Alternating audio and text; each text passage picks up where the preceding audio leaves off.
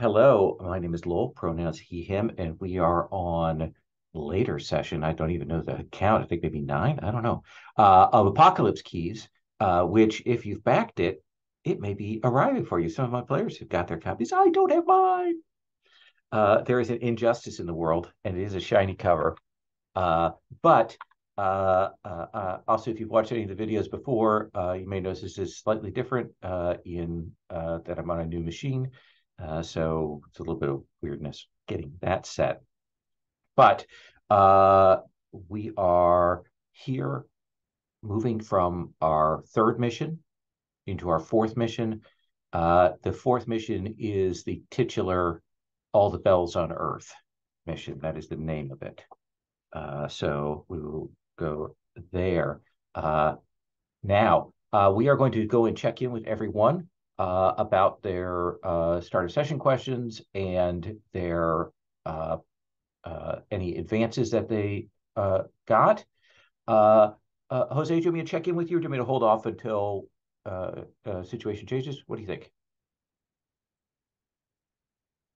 I'm just going to be a little bit slower than I am normally That's okay. because I'm moving between a lot of things. No, we can check in with me. Let's see. My start of session. I should choose one. Um, did you open your mind and heart to another monster? Oh, nice.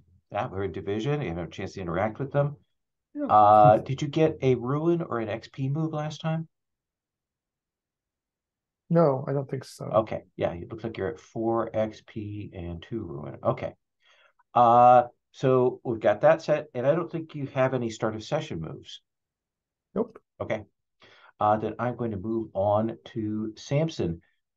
Samson, did you get an XP advance or a ruin advance last time?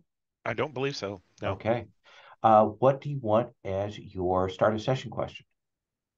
Um, for my XP, it's did you find something or someone worth living for? Okay. And it looks like you're at, oh yeah, you're one tick away from an XP there, and you got to ruin track as well. Do you have any starter session? I do not. Okay. Uh, Beelzebub. I know you have a start of session. I But do. let's do your question first. Which one do you want for that? Yeah, my question is going to be, I picked it, but then I navigated away from it. Um, uh, did you find a willing victim to sate your hunger? Okay. Did you get an advance last time? No advances last No time. advances last time. So tell me about this. Oh, is this Flickering Hope? Flickering hope. I remember my people. I Okay. speak with love, sorrow, or both. Um, and I think I am going to speak with um both. Um, and uh, this is a story of the very last conversation I had um with somebody on my home planet before it was consumed mostly by me, I guess, is kind of what happened. Yeah. Sort of, maybe. And we talked a little bit at the beginning, and they haven't really come back up. But I had a lover, someone who loved me most. Um, uh, I think, uh, they were not a scientist. I was this sort of scientist, sorcerer, magician thing, right? You get far enough into science fantasy, and it's all the same, right? And that's the kind of world we're talking about here. Mm-hmm. And I think that they were not. I think they were they were like a um an athlete, actually, sort of a Mm. professional athlete, very physical person. By this time, probably retired. Um, uh, did a lot of like announcing for the professional league, Okay. sports journalism, that kind of stuff. But at this point, that's all done anyway because the world is damn near gone. Right. And I don't think we've spoken in like a bunch of years. But I think as like in this moment of of apocalypse, right, as the hunger is just like almost, feeding itself. Like I've lost control of whatever power I was trying to absorb, but I'm also enjoying it. Um, uh, I think I sort of like manifest in front of them. Uh, and I think seeing them like kind of snaps me out of it for a second. Um, uh, and then seeing the fear and sadness on their face, um, as they're, you know, uh, at the time, all their hope is being consumed. Right, that's what I was feeding on. Then people's hopes, just like um, uh, put the hunger in even stronger control of me. And that was it. And and and and I think what I'm hoping for is never to see that look on the face of anyone else ever again. Okay. And I'm gonna How many you want to spend? no tokens, zero Okay. tokens. Let's go ahead and have you roll. Yes, dice. We roll dice. That's how we play this game, with dice.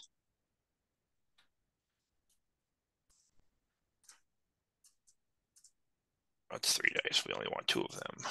Sure. That is an 8. Okay.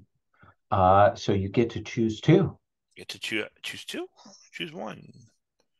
Oh, choose 2. That's wonderful.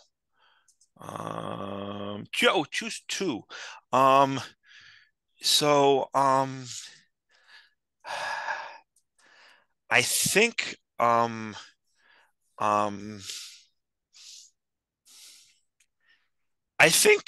Samson reminds me of my lover, who I still haven't named. I don't think I'm going to. I'm not sure I remember their name.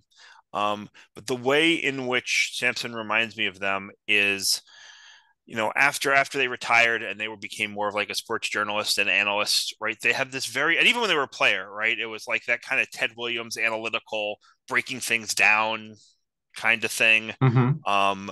Lots of hard work and practice. And I see that kind of um like taking problems apart and putting them back together again, to try and solve them, in Samson.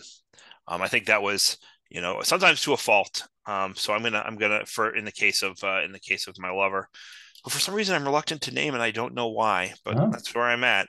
I think So that's yeah, fair. so I'll take. Oh, I didn't realize I had so many bonds with Samson when I said that, but I like that, so I'm going to take it anyway. You spend those bonds, and then choose number 2. I mean, I have no choice, right? Because Right. there's no We're not. keys to claim here. I mean, I think I just described how the tragedy of my people haunts me in any case. Um, so I'll take a bond on what the darkness demands of me. Okay. Awesome. I am going to move on to Vane. Vane, I don't think you have any start of session moves. I have no start of session moves. This is true, although I'm thinking more of getting one because I like this. Okay. I'm going to pick for my question, did you entangle another monster within your prophecy? Okay. And it looks like you're just shy of a new move from the XP. So your group will return from the bowels of Division HQ. We talked a little bit about sort of the outline of that last time, but you will be called in to speak with your handler. I think we described her as a gritty, older, gray-haired woman from an unspecified service, and I have her name. Why I keep refusing to get a picture. I don't know.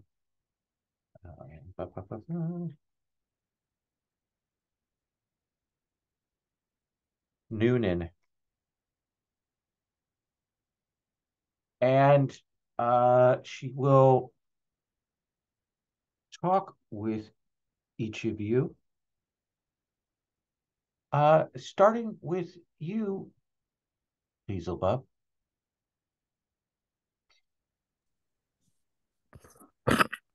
Beelzebub, how did you feel about that mission? We got it done.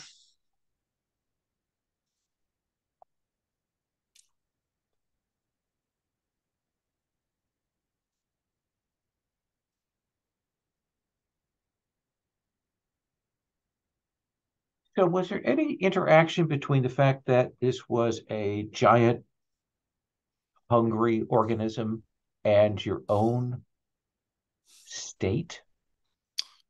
What do you mean by interaction? I don't know. The library, as we understood it, was an all-consuming, hungry destroyer of knowledge, and you are an all-consuming, hungry person. So I think that I do something that we haven't seen me do yet because I haven't been that person in a while. But I think I kind of go into like scientist observational mode. Mm-hmm. Right. And you know, I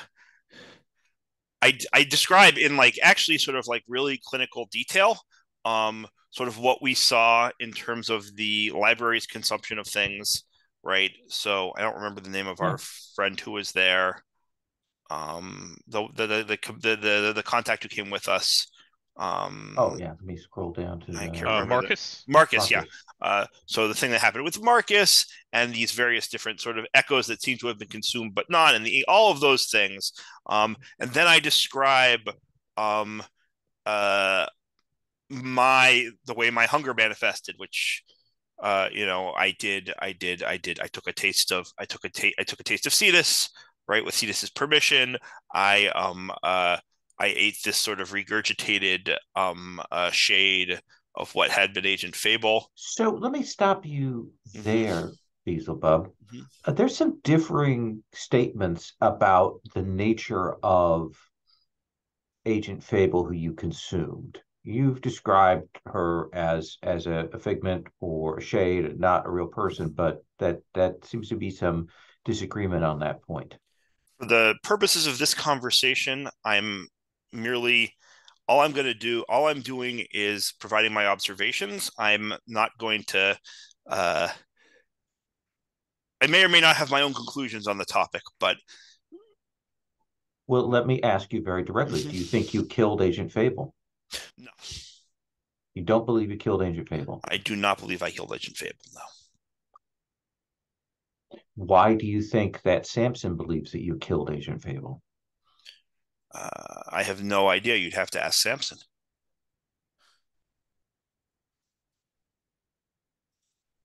You said the library in the ports consumed but did not consume. It transformed what was eaten, what was consumed. Do you think that the same holds true for your hunger, or is your hunger just a destroying hunger? I mean, telling everyone here. I am going to lie to her now. Okay. I said, I'm not, first of all, the first thing I'm going to say I think is true, which is I don't know if that hunger transformed the things. I know that it left residue, it left remains, it left perhaps waste. I don't know, but it left something, even if it wasn't the original thing that was consumed. My hunger absorbs um uh in some ways maybe it destroys, but it also absorbs, um uh transforms, um So you don't think there's any chance that your home world could, some form of it, be out there transformed? If it's anywhere transformed, it's in here, patting my belly. All right, thank you very much, Isabel. I appreciate your clinical outlook and report. Fuck you too, Captain. That's uncalled for. I don't like sarcasm when it's directed at when it's directed your way. When it's directed at me. Going to say, Beelzebub, I think you need to specify that. All right, you're dismissed. Thank you. Vane. I have a note in the file, Vane, that the librarian wishes to thank you for your assistance.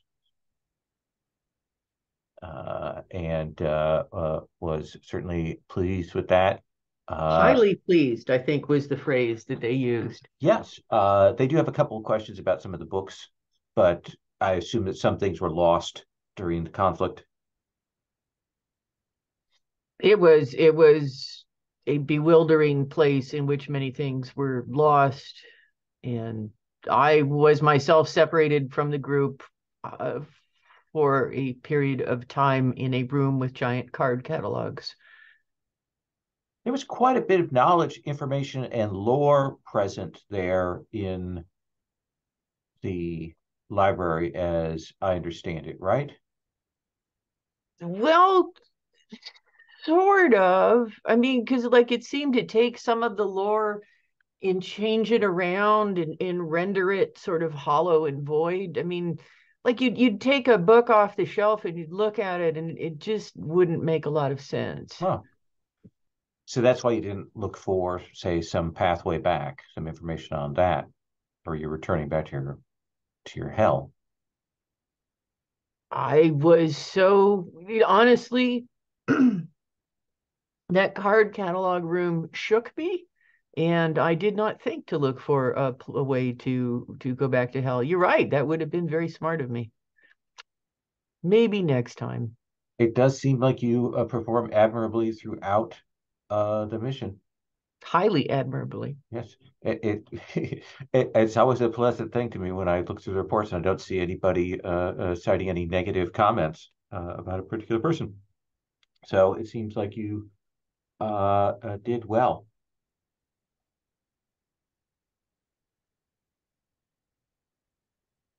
So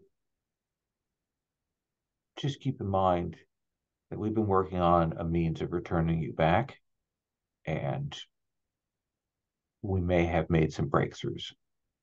What sort of breakthroughs? We have some information that may lead us on a path to provide you a route home. Is it information that I can help with? I don't believe so, but should your assistance become necessary, we will contact you about that. But I just wanted you to be aware that we have not forgotten you and your desire to return home. Well, I am highly gratified to hear that, Captain. Thank you.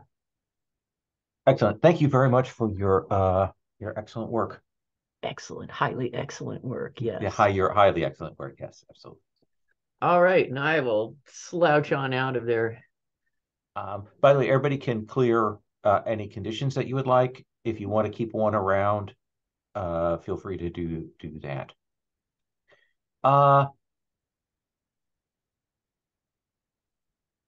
Cetus.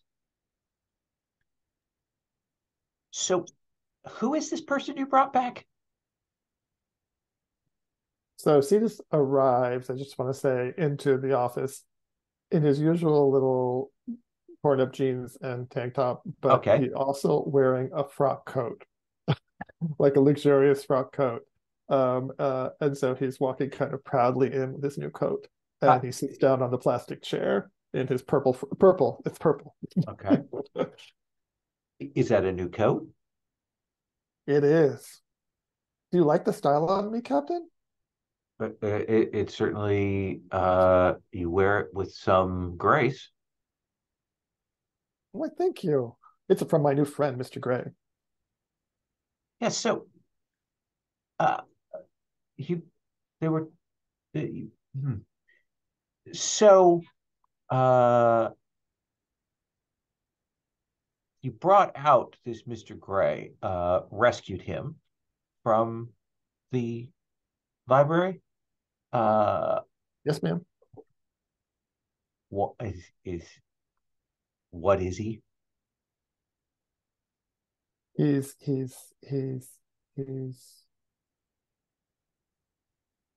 not sure. Not quite human. Special. Is he a danger? No, no. He's not threatening at all. He's much fun to hang out with. I hung out with him in the dreaming for a while. He's got lots of stories about him. So there's lots of space in the dreaming where he can roam.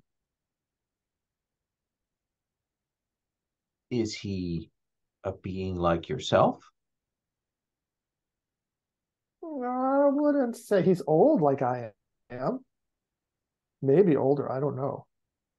All He right. doesn't remember everything from early on either, I don't think. Or he might be just being coy. He does do that sometimes. But it's mysterious and attractive when he does it. Uh, so what I'm happened? liking your hair the way you have it now, Captain. Oh, thank you. I appreciate that. The barber at the mall was closed, so I went to the beautician training college.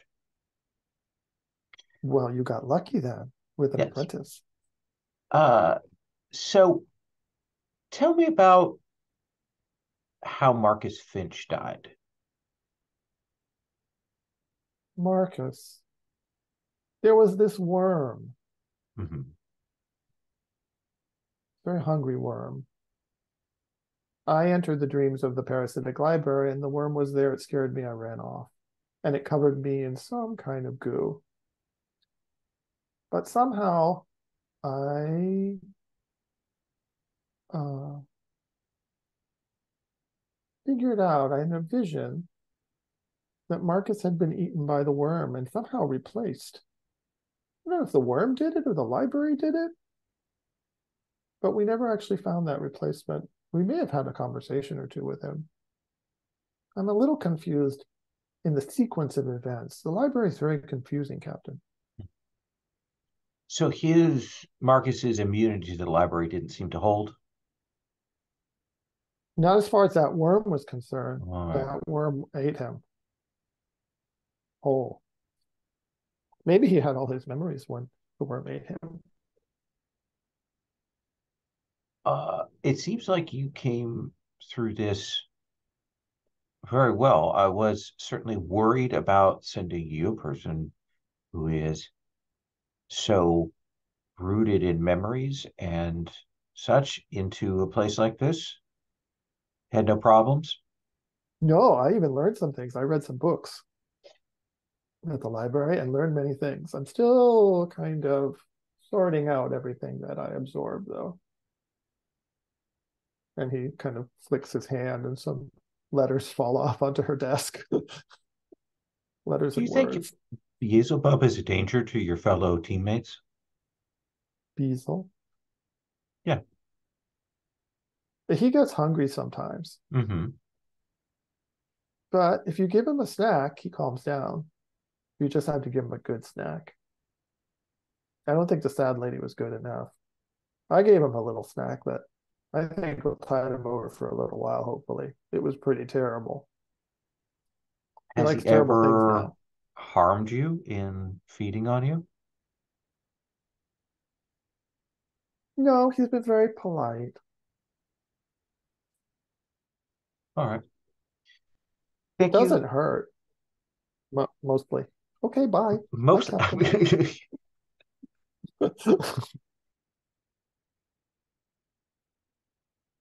Samson. So, Samson, I understand that you're bringing baked beans. baked beans today, and I think I sit rather than sit on the chair across from the captain's desk. This time I'm sitting on the desk itself, so I'm actually kind of looming over the captain. And I lean forward. I say, Captain, uh, after we go through all these missions, you always talk to us and ask us questions. What what put you in this position to pass judgment on us?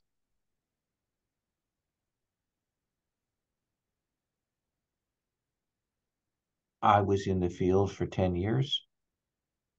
Before that, in other services, I've seen how badly things can go with operatives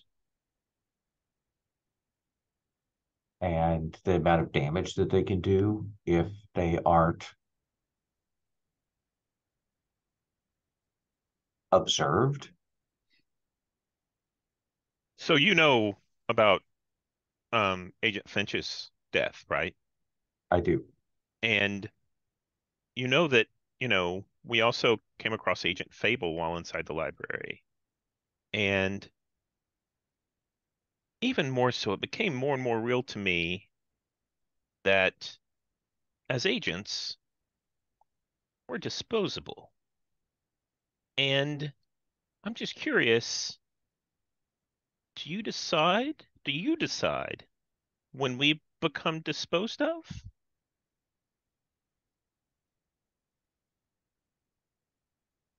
Why do you think you're disposable?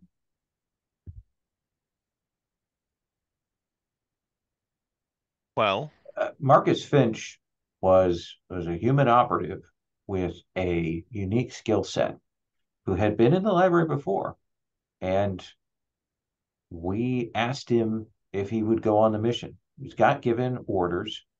He was asked to go, and I will say reluctantly, he agreed to go, but he understands the stakes for things here at Division. Agent Fable was lost in a previous operation, uh, and these things happen. I don't consider either of those people to be disposed of. I consider them tragic losses. If we had lost you, I would consider that a tragic loss. interesting. As you know, division agents don't sometimes don't last very long. And And sometimes there they are, last a long time. yes, you've been with us for quite some time. And I am disturbed by the amount of agents that we keep losing. You remember the first mission in this sequence with this new team that we sent you on to the old division facility? I do. And there were a lot of people that had been there that didn't make it out. Do you remember the two agents that you were after? One of them being someone who had been a field agent like yourself, a monster with the voice of the Kraken, who had seen too many people die. And he opted not to go out on field duty any longer. And he came here and served for many years honorably as a trainer. Uh, there are different roles for people. If you ever don't want to go into the field, Samson, if you ever want to take a different role, I will find space for you. You have served honorably. And if you were to say to me, I want to walk away, I have no problem with that. Is that true of all of us? No. Because it seems like every time we walk in, we ask questions and we talk about things, and you're kind of feeling us out for How much of a danger you are to humanity? or how much of a benefit we are to division. You're weighing the scales. I think that's a fair assessment.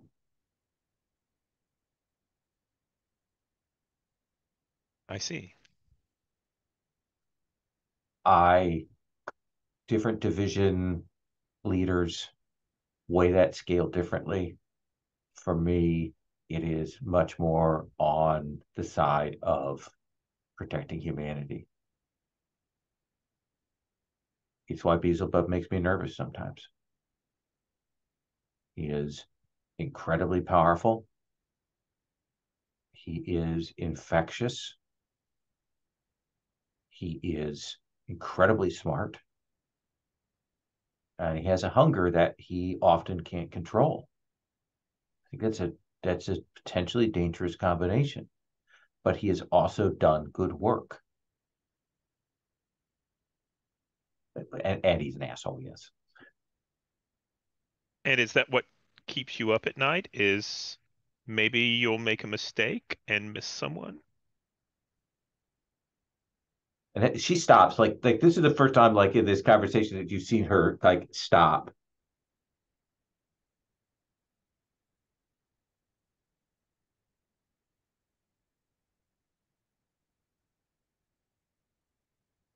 Yes. And keep in mind, when I mean infectious, I mean his attitude is infectious.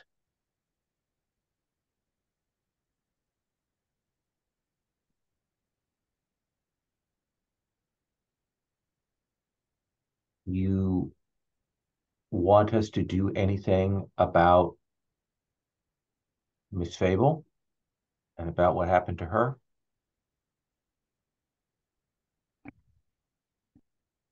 No, I think as you know, some of the dead talk to me and through me at times, and I've tried to keep as many of the agents around as possible. And Agent Fable was Agent Fable is still able to help the division at this point. So it's much better than being lost in the library forever. I have tried to see if I could find any information on her, anything that was left, but everything seems to have been erased, or I would bring that for you. And I think that's whenever I pull out that empty, blank division badge, right, that we found, and I drop it on the desk.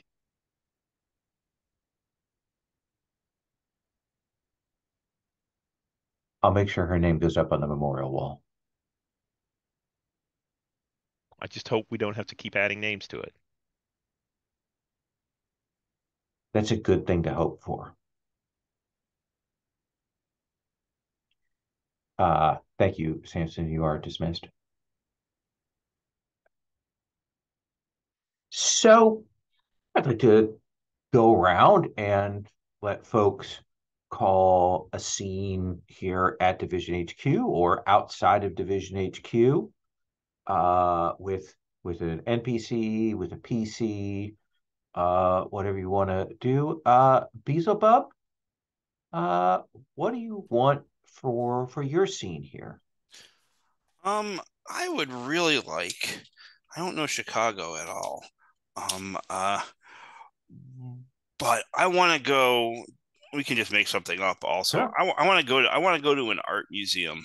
You are below the art museum, like you are super close. Right. With Vane, I want to Yeah. go in there.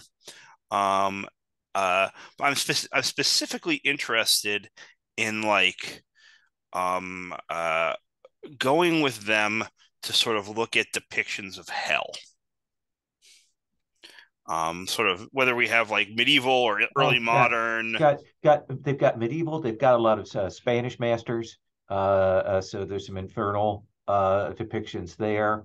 A lot of those kinds of pieces that you can find. Lots of Goya there. Yeah.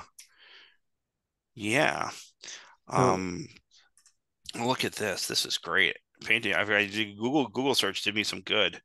Um, uh, I'm going to share a painting here. This is a painting called A Glimpse into Hell or Fear by Elihu Vedder, 19th and early 20th century American artist. And it's, well, you'll see it. Okay.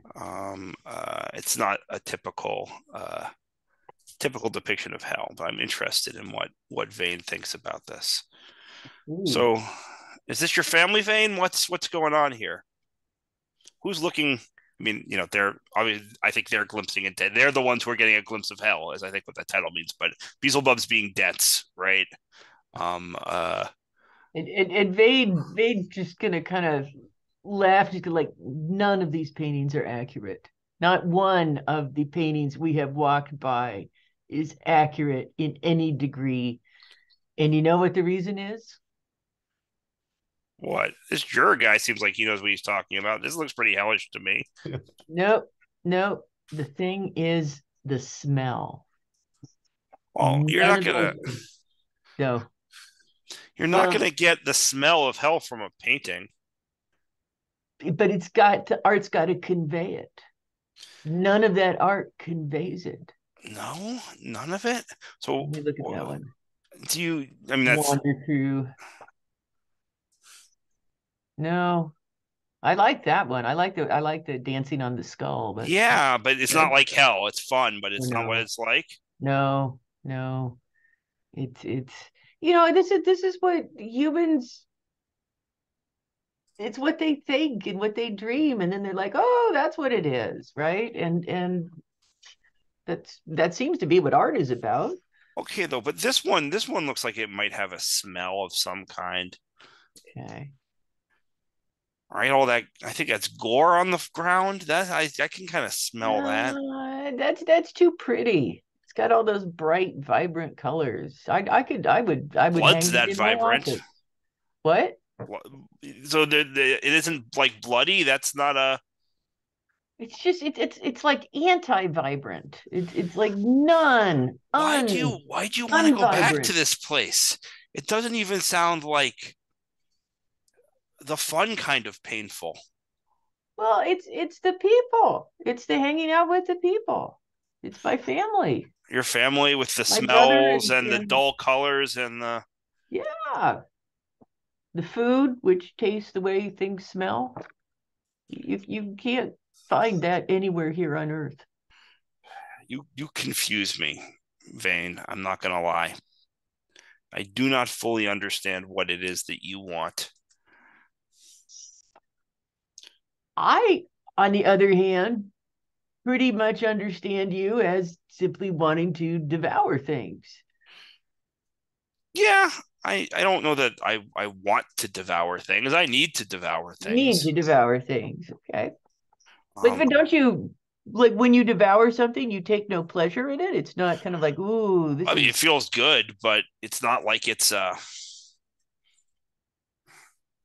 a long time ago, when I first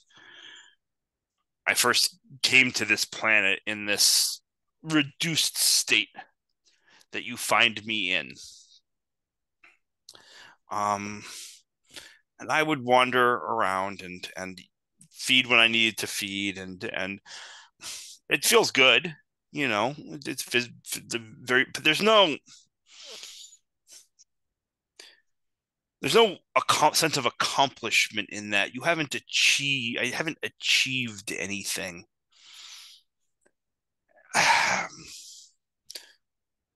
It's just my body does it. And don't get me wrong, I like that my body does lots of wonderful things, let me tell you.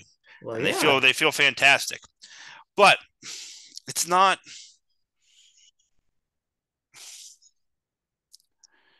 when you've climbed the heights of intellectual achievement,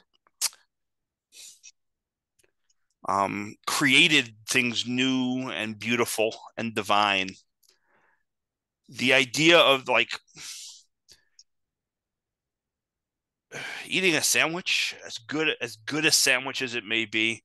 I'm speaking metaphorically. The thing I'm mostly eating is people's misery these days, and it tastes fantastic.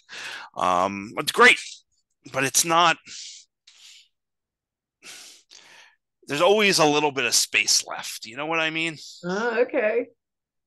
But don't know. Like, if you went home, would you be satisfied? yes, because I feel a need to be home. That's my need. That's what's pulling me back. Well,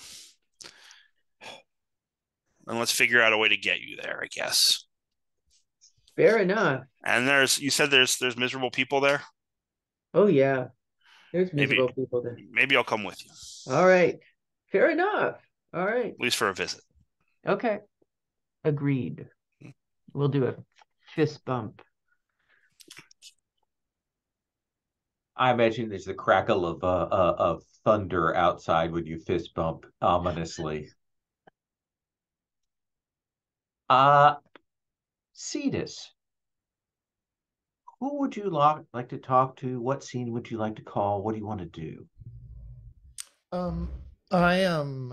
I've got power now, which is good. Oh, good. Excellent. I had to switch computers there for a moment. I had mentioned at the end of the last session that I wanted to do a scene with Vane as well. So I don't know, we could skip to Samson and then come back, whatever you want. But I was hoping to do a scene with Vane. Yeah. Okay. Well, let's do your scene with Vane, and then I'll Okay. do Samson, and then I'll have Vane call a scene. All righty. Let me just rename myself here since I'm in the new world. All right, there we go. So I'm thinking that this is when you folks have returned from the Art Institute, and so later on, and where would I find Vane? Cetus is going to go looking for Vane. Quite possibly down in the library. Down the library. Okay. So I imagine Cetus kind of looking down aisles of books in the stacks, and then poking his head around. The camera watches him poke his head around each row of stacks. And does he find you pretty deep in there?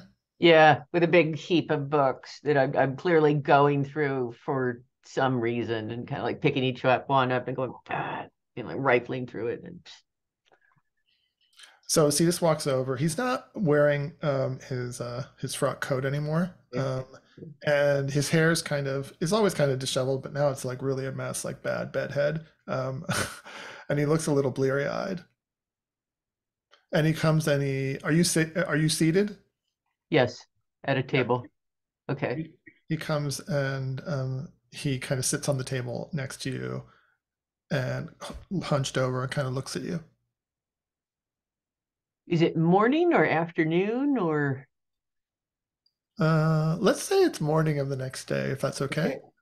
Well, then Vane's going to look at you and then say in a deliberately very tearfully annoying voice, "Good morning." Is it? It is. And he starts staring at the side of your head. Where my ear that got attached is? Yeah. Okay. That's the one. It's like, and he pokes out his finger and he kind of points at your ear hole and says, "It's oozing just a little bit, I think, Vane." Is it? Okay. Reach up and tug at it, and yeah, I don't think it's attaching quite the way it was supposed to. People are talking about it. What are they saying? Well, yesterday in the break room, there were these two guys from experimental theology, and they were having a very excited argument about it. They were waving their yogurt spoons as they talked. It was something about how good looking the ear was, or how it emanated power. No. They were talking about something about, I don't understand theology, and experimental theology even less, but they were talking about the corruptibility of your flesh and also the immortality that you have. and they were talking about how many pieces of you they might cut off before your immortality would fail. I'm gonna need these guys' names just because I Oh, want to go talk with them about this because one that of would be an the interesting discussion. Lou, it was Lou Lou, and Merle, I think. Lou and Merle. They both had beards. Lou and Merle. Okay, and you see, Vane is clearly marking that down. And yeah, okay. Well, that'll give me something to do later on today. That'll be good. And then he leans forward and looks at your ear again, and he goes, it's so fleshy. It's like human flesh. I think it is some fucking humans, they just grabbed an ear off of somebody and were like, here, she won't notice it's just human flesh. And yeah, I share this worry. Is the rest of your flesh like that? Like human flesh, fleshy? No, no, Hey, were you born of a no, mother? hatched eggs. Oh, so you had a mommy that laid the egg? I don't know where the egg came from. There were eggs that we hatched out of. Lou said you were a fallen angel, so that you were like made by the God of Abraham with like a wave of his hand. Is that true? Pretty sure it's not. Wow, they just got everything wrong, didn't they? Yeah, I'm really itching to talk to them because they're full of strange and interesting notions, and I'm sure I can illuminate them. I think I was hatched from an egg too. Were you? I had a bad dream last night. What did you dream? I was held in the hands, these graceful white hands. And then I just felt so cared for. And then I was left in this cold darkness. And I woke up feeling so lonely. And then there's this, and he lifts up his shirt, Mm-hmm. and there's a phrase in Greek down his side. And he says, "This hasn't gone away." I Googled it. What does it mean? I guess it's from a play by a guy named Aristophanes called The Birds. Okay. And it says, "She laid an egg in the infinite depths of Erebus," which I think is like what the Greeks called primordial darkness. Yeah. So you think you came out of primordial darkness? And the egg. And the egg in within the primordial darkness. Oh yeah, I got it wrong. She Okay. laid a germless egg in the infinite depths of Erebus. So I think it wasn't fertilized yet. So maybe Erebus might be my daddy. But who's my mom? I don't know, but clearly she was capable of laying eggs. So we have something in common then. We both Absolutely. don't know who our moms are. Do you want to know? I don't know how I would ever find out. I'm good with memories. Ooh. Do you remember your birth? I remember hatching out of the egg, but nothing pre-hatching.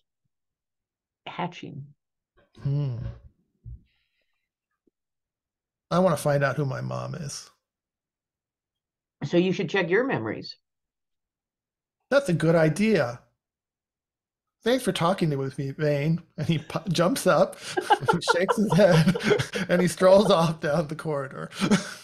And Vane will kind of like look after him and just sort of shrug and go back to like flipping through the books as quickly as she can, searching for ways back to hell because she doesn't believe the captain. Let's take our first break here. We'll come back and we'll have Samson and then Vane do their scenes.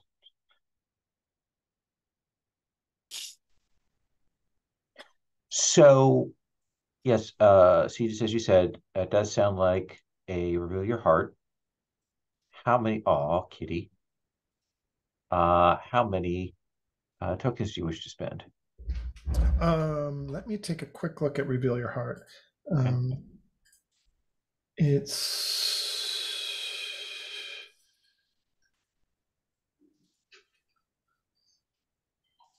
I'll spend a couple. Okay. Let's go ahead and have you roll. Where did I put the dice roller? I don't think I've opened it. Probably not. There were some issues with it earlier today, but John Grimm went through and put a patch through and fixed it. Okay. All right.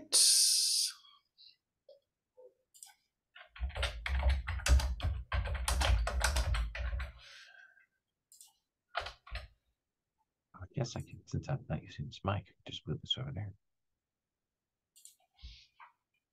Oops.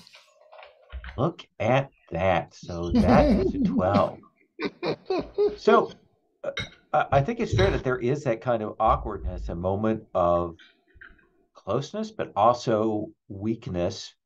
So you ask Vane, how does Cetus scare you in this moment? Like what bothers you, perturbs you?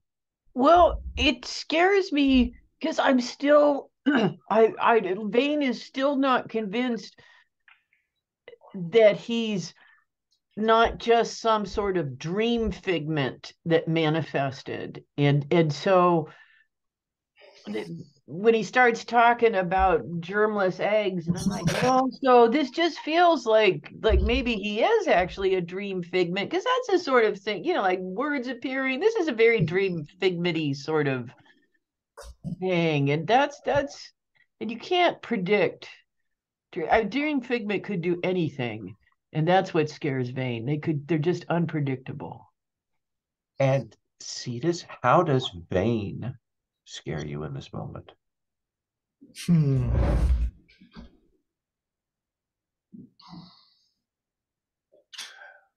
I think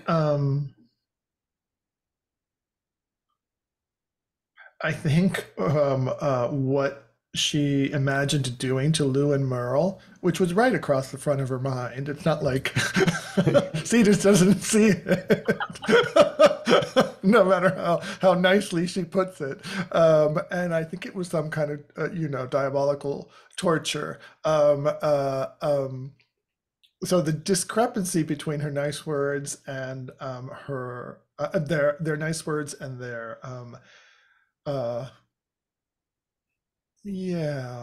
aggressive tendencies, maybe, or aggressive thoughts, scares him, because they've always seemed nice to Cetus, but maybe they're hiding those kinds of fantasies of torturing him.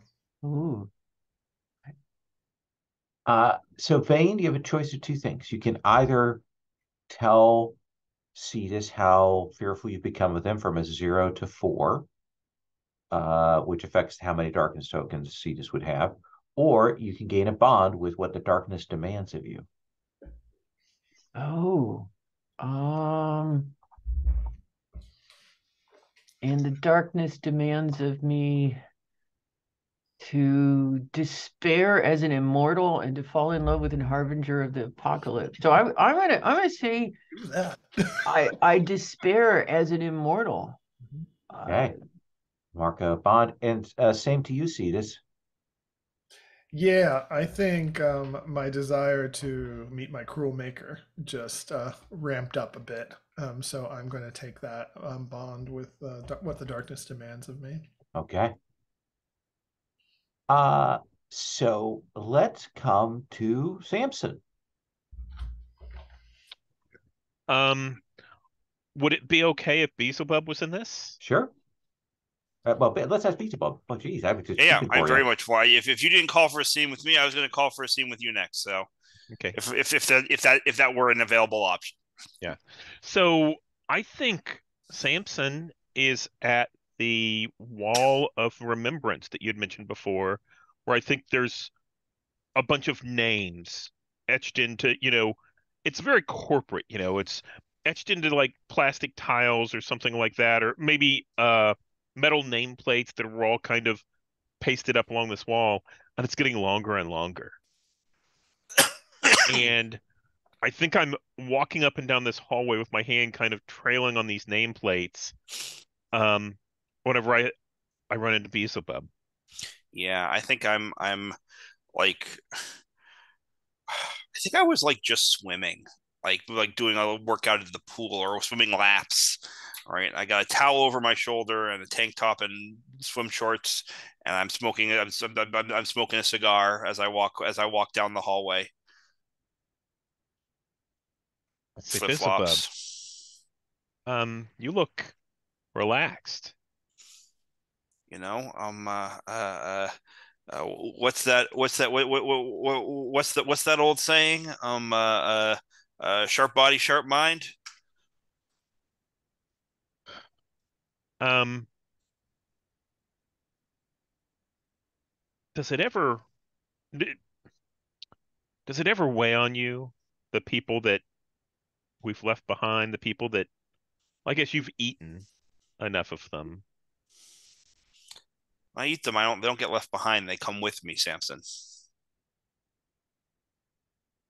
I have those that have come with me as well. Maybe we're more alike than others think. How was your Maybe. discussion with Captain Noonan? It's fine. I let her. I talk to her differently than I usually do, and I don't think it helped, honestly. I talk to her different than I usually do too. And I don't think it helped much either. Look, how many? We've both been here a while. How many of these captains have you been through?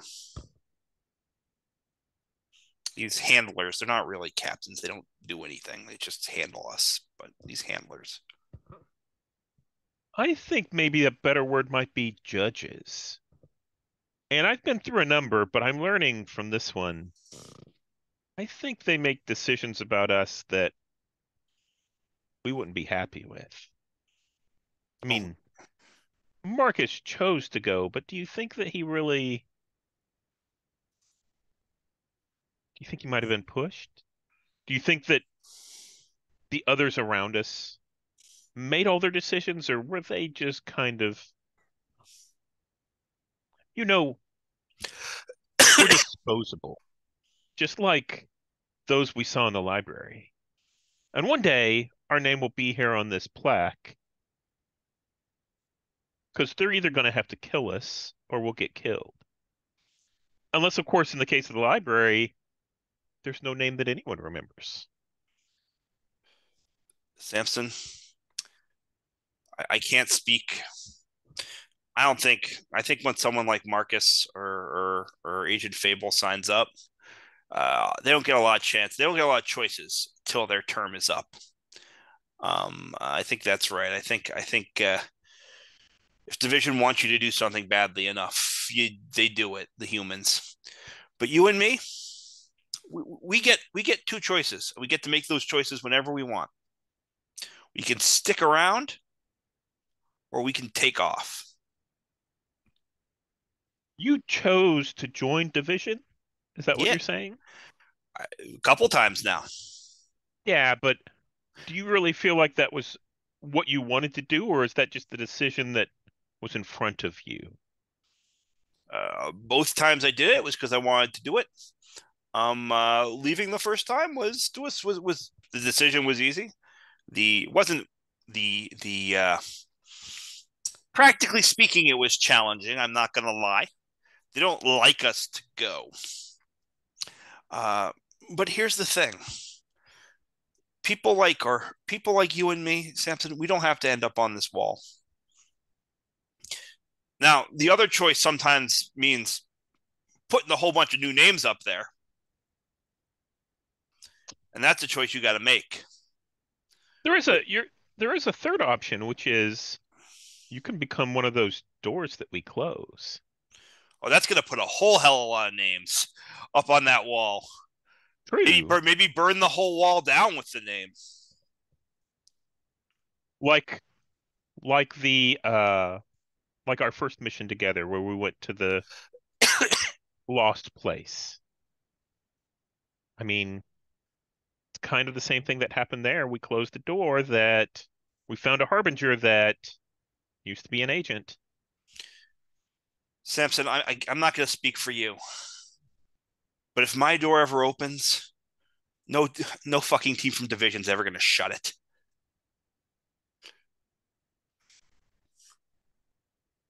I think that's what we all think. If the dead comes for us, it'll never stop. But yeah, it's hard to know the future. No, but I know the past. And that door's opened on a lot of worlds. True.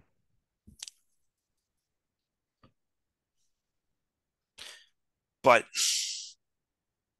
like this is like there's a lot of braggadocio happening here, right? But I think I say, but I like this one, and I don't think it would be worth it. Is this one your new home? Yeah, I think so for now. We've got a good gig here, Samson. You've got choices. Keep making them. I don't remember my home. It's Yeah, how long have you been dead for? I've seen some of my records. And I've been dead for a very long time. Hundreds of years, not thousands of years, but hundreds of years. A long time. And I don't remember it. So this place is kind of home now. But I think the library taught me some things about home that I didn't know before. Like what? Seeing the people in the library who were looking for their stories, they were just looking for their place. And they didn't find it.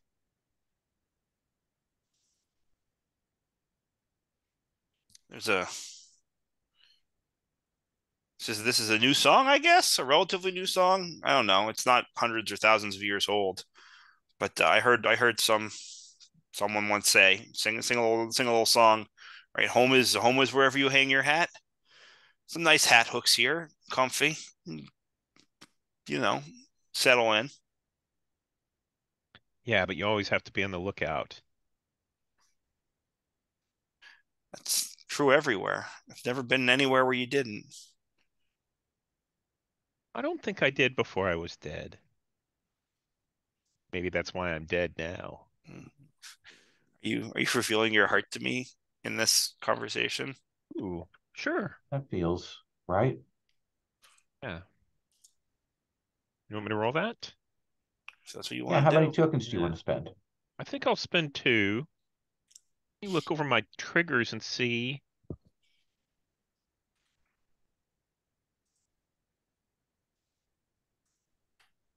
Okay, I'll spend 2. Take 1 for embodying a condition. And I got an 8. And an 8.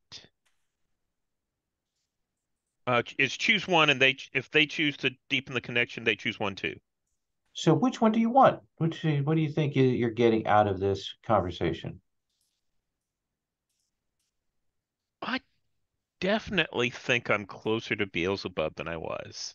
So I'm going to take a bond. Beelzebub, do you feel like you opened up in that conversation?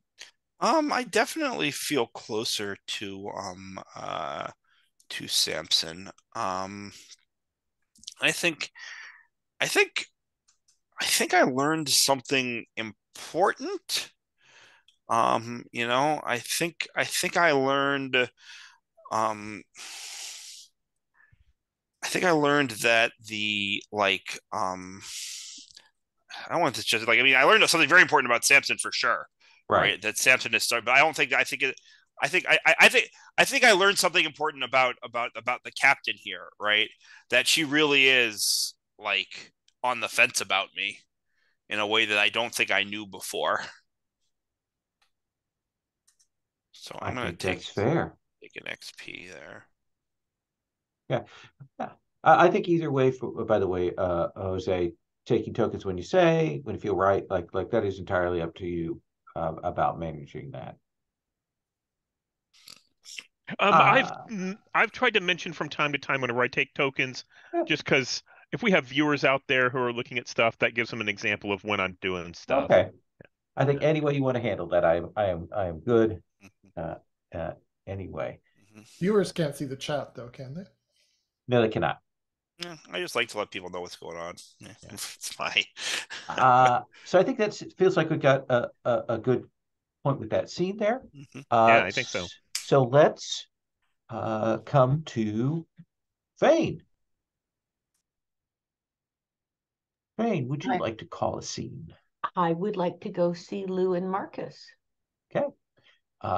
There are a set of people down in the experimental theology lab. You can see them. They're looking over some notes. They're talking excitedly, and they're like, oh, that's I don't know. I mean, how many years has it been? I just don't understand. You think they're going to let us go? I mean, are they going to send a team in? Oh, Vane. I need to speak to Lou and Marcus. I'm Lou. You're That's Lou, Marcus. and that's Marcus. I understand you've been discussing the technicalities of cutting bits off of me to determine how long the immortality thing would go.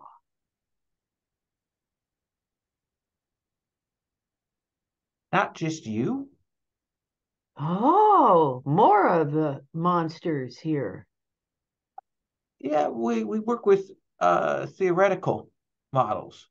So yeah, we do thought experiments from time to time. Thought experiments about cutting pieces off of other sentient beings.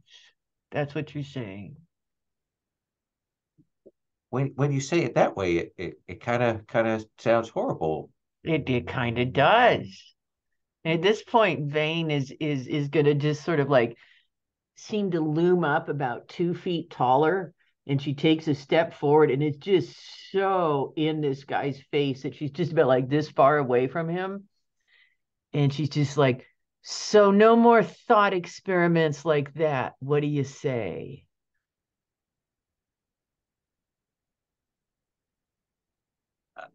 Uh, and you see the other guy go, Don't try to establish boundaries, Lou." Yes, yes, absolutely.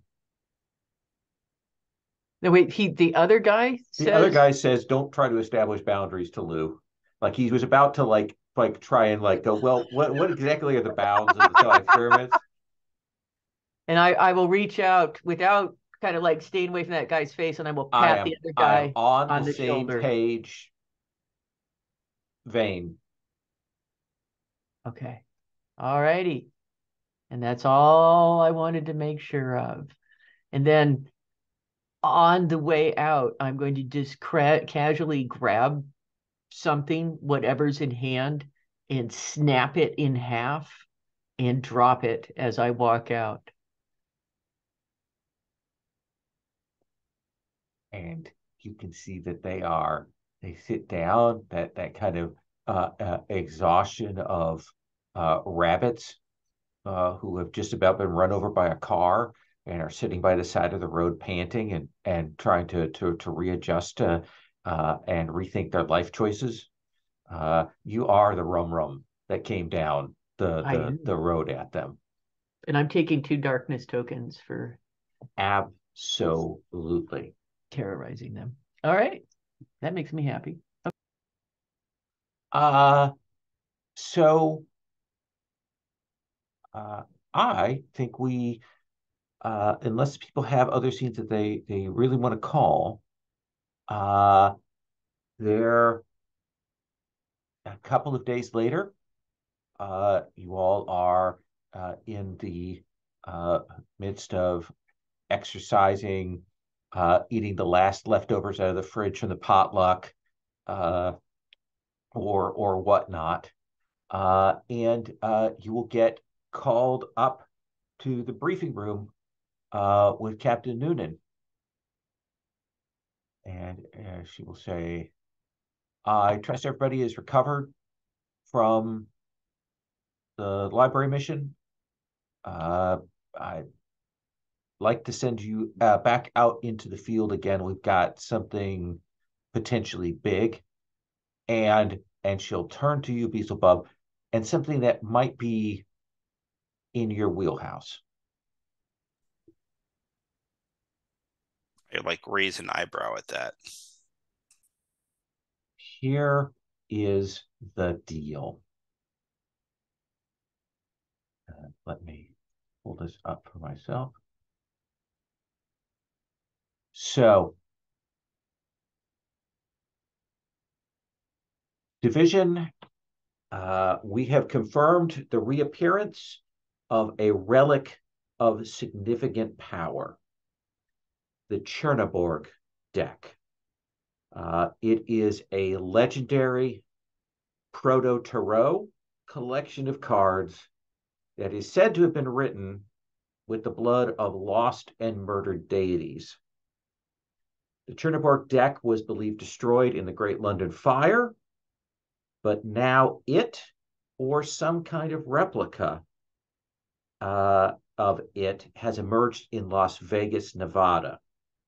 And she'll gesture at you and at Vane. The nature of Vegas's intimate connection to fate, chance, and passions has made it difficult for our prediction systems and oracles to parse. We can't scry Vegas, even with our most sophisticated seers. It's too random. We know that several significant magical forces have arrived on site, and we suspect it is related to the deck. We have determined that a harbinger has been manipulating the situation in order to open a door of power.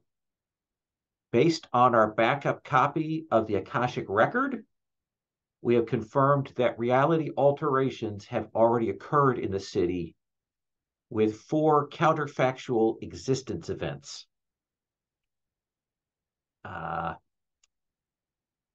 These are 4 neighboring casinos that have overwritten existing casinos in Las Vegas. They've created whole new identities and rewritten reality there. And people are using them. We believe that that is the focal point of what's going on with the Chernobyl deck, are these 4. Your contact is a Mr. Geyer. He has experience with significant entities of similar nature, and he has offered to share information with us.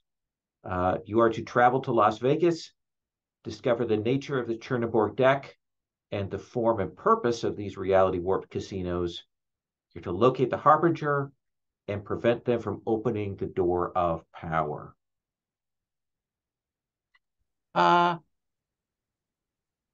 Samson, you did an operation. Actually, let me put this one to Beelzebub because I think this will be more in Beelzebub's wheelhouse, and then I'm going to throw you one, Samson. Beelzebub, you did an operation in Las Vegas before it became a family-friendly entertainment destination. What went terribly wrong on that mission?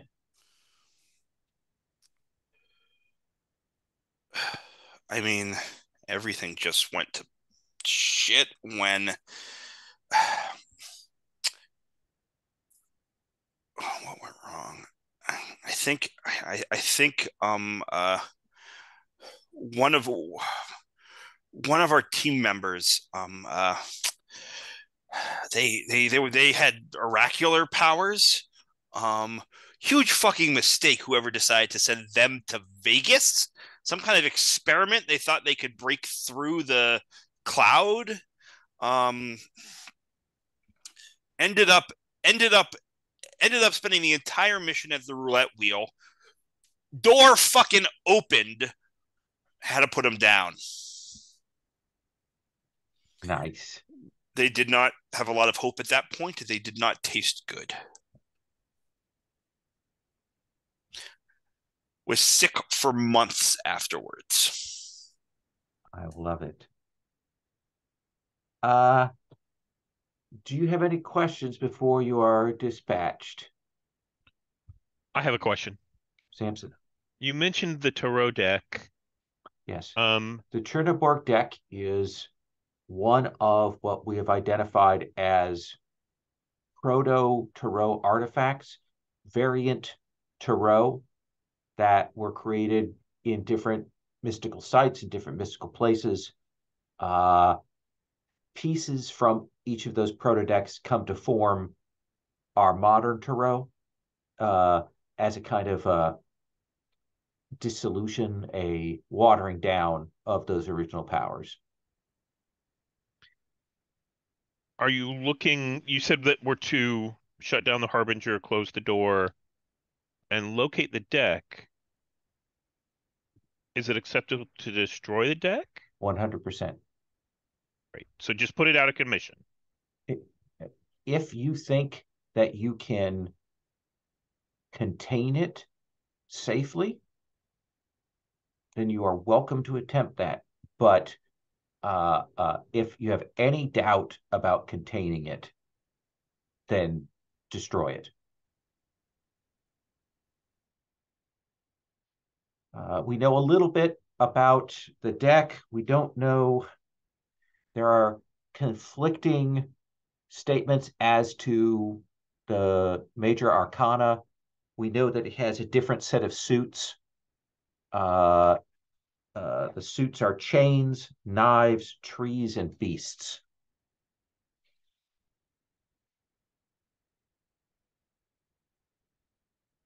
Vane, as they're talking about this, as they're going through this, flashback to some half-remembered dreams. Is it from the last few days? Is it from longer ago? What major arcana-like figure has appeared repeatedly in those dreams that you're only now remembering? I keep seeing this figure who is some kind of hooded priestess carrying a crook, like a large shepherd's crook. And she seems to be trying to speak to me, but I don't know what she's saying. Yeah, it's only once they're talking about the deck that kind of comes to the forefront of your mind.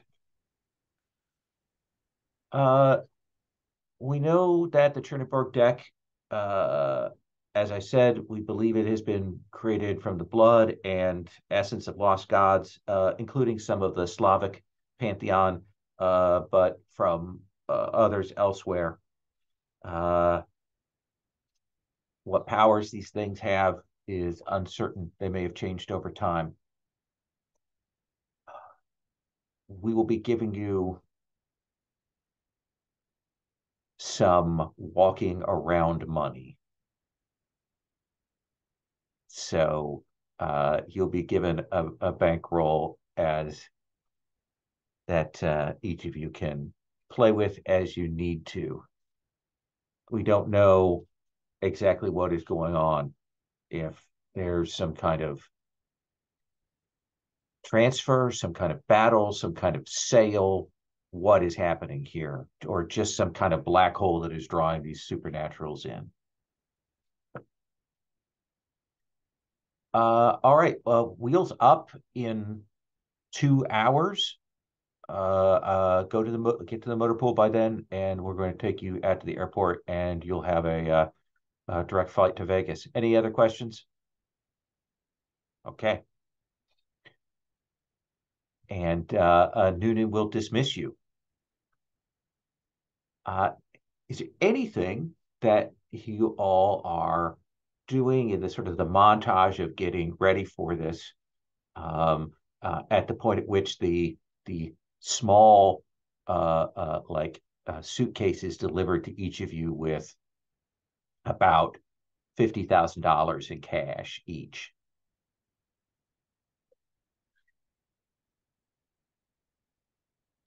Beelzebub, are you doing anything different from your normal proceedings?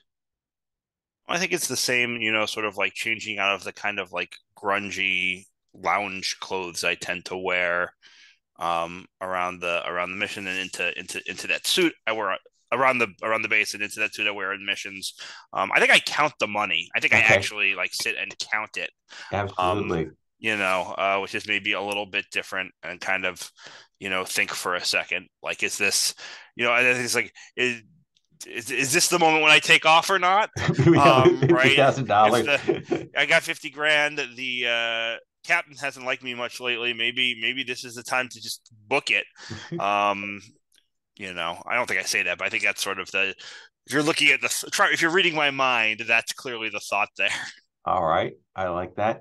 What about you, Vane? Anything different about your preparations here? Well, certainly I'm going to stuff a couple of books here and there, but I'm also going to get a ridiculously large hat with a ridiculously large feather. And it's clear that this is my idea of Vegas style. And so kind of come out and just ready to roll with pockets stuffed full of cash, and absolutely ecstatic at the thought that we are going to Vegas to gamble, because that's clearly what we're going to do. I love it. Cetus, what about you?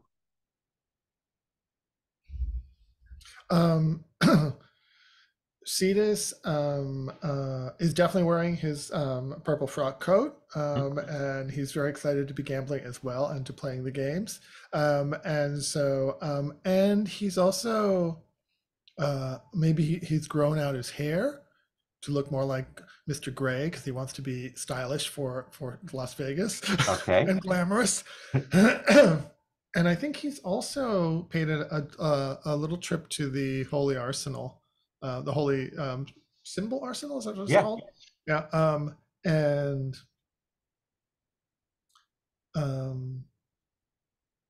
the Naga priestess appears again. she goes, and I say, we are going to Las Vegas. I need to be lucky. There are artifacts of luck, but remember that any luck is a buildup of a karmic debt. Oh, yes, I'm sure. Can I take the rabbit's foot? we can gift you with an item of that style that will provide you with the benefits that you desire. Yay. So I feel like a little. Go ahead. Yeah, she will pull out the little rabbit's foot for you with like the you know how the keychains are, like they feel like really thin aluminum that are hooked on there. That's what it feels like. It feels as cheap as humanly possible. And it's also dyed purple to match the coat. Absolutely. So Cetus is going to wear it on one of those little what do you call those chains? Like the little chains that the pens in the banks used to be on. Oh yeah, the little beads. Bead chain. Yeah. It's going to be on that around his neck. I like that very much. The little clasp at the end. Okay. Right, the little clasp at the end. Man, when you describe it, I have an amazing tactile sensation memory of those things. I love those things. I used to play with them every time I went to the bank with my mom. Yeah. Samson, what about you? I think we see Samson in the break room, and he's sitting at a empty table with 4 other seats around him, and he's dealt out like poker. Okay. And he's playing a little bit, but then it flips to his view, and he has like a menagerie of like ghosts and dead people. and he's got like Agent Corber, and he's got Agent Fable and the Professor. All these are former division agents, and he's Mhm. sitting there talking them through and kind of, I think, reading from a book on how to cheat at poker, that kind of thing, Yeah. and figuring out the different moves. Like, okay, whenever you see this, whenever you see this combination, you need to let me know, and this is important. And yeah. Okay. Okay. And that's the flop. That's what they're talking. Okay. All right. Yeah. And yes, they're working on how to help and signal you on things. And then we'll see all of you head down to the motor pool. You are driven out to a distant runway at O'Hare and loaded onto a private Lear jet that they put you in, and your flight will take off. And in just a few hours of some turbulent air. Again, you'll come over the plains of Nevada. It's bright, it's sunny. You have gone from Chicago to this. The atmosphere is completely different, and you will land at a private airport outside of town. You can tell that this is the airport that is used for the rich and wealthy. The planes that get tracked in online sites, that kind of thing. Uh, and when you land, grab your luggage, come out, you will see that waiting for you is a enormous stretch limousine. And you will see the driver standing there who will look maybe a little taken aback by your appearance. Uh, and but he's clearly paid enough to ignore such things. He will take any bags that you wish to give him and he will put them in the trunk. And then he will open the side door for you. And it smells beautiful in here. They do the detailing after every ride. Everything's, leather upholstery, beautiful space in here. And you will see a person in a crisp black suit seated there, white hair brushed back like feathered, kind of a little bit of a beaky nose, and you will see your contact, Mr. Geyer. Cetus, you have definitely seen Mr. Geyer in your dreams before. Mm-hmm. What do you remember about that?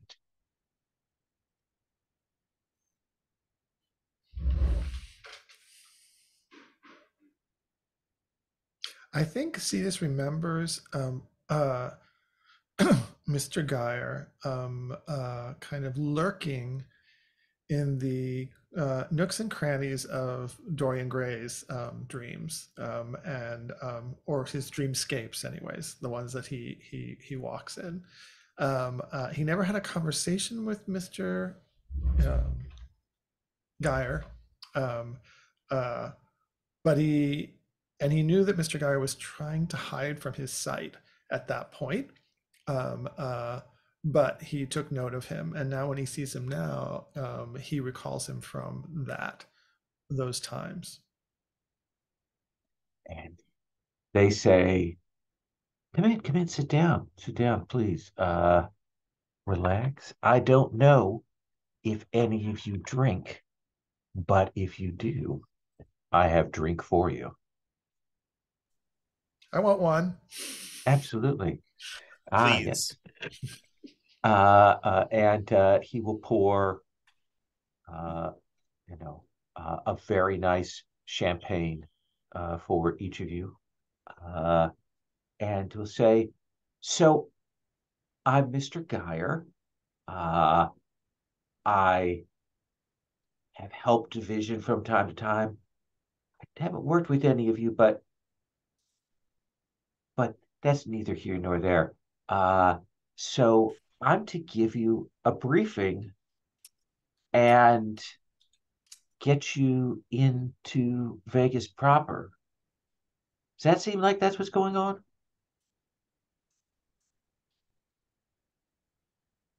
I just wanted to check in case there were any other orders, any other instructions, anything else I should know about.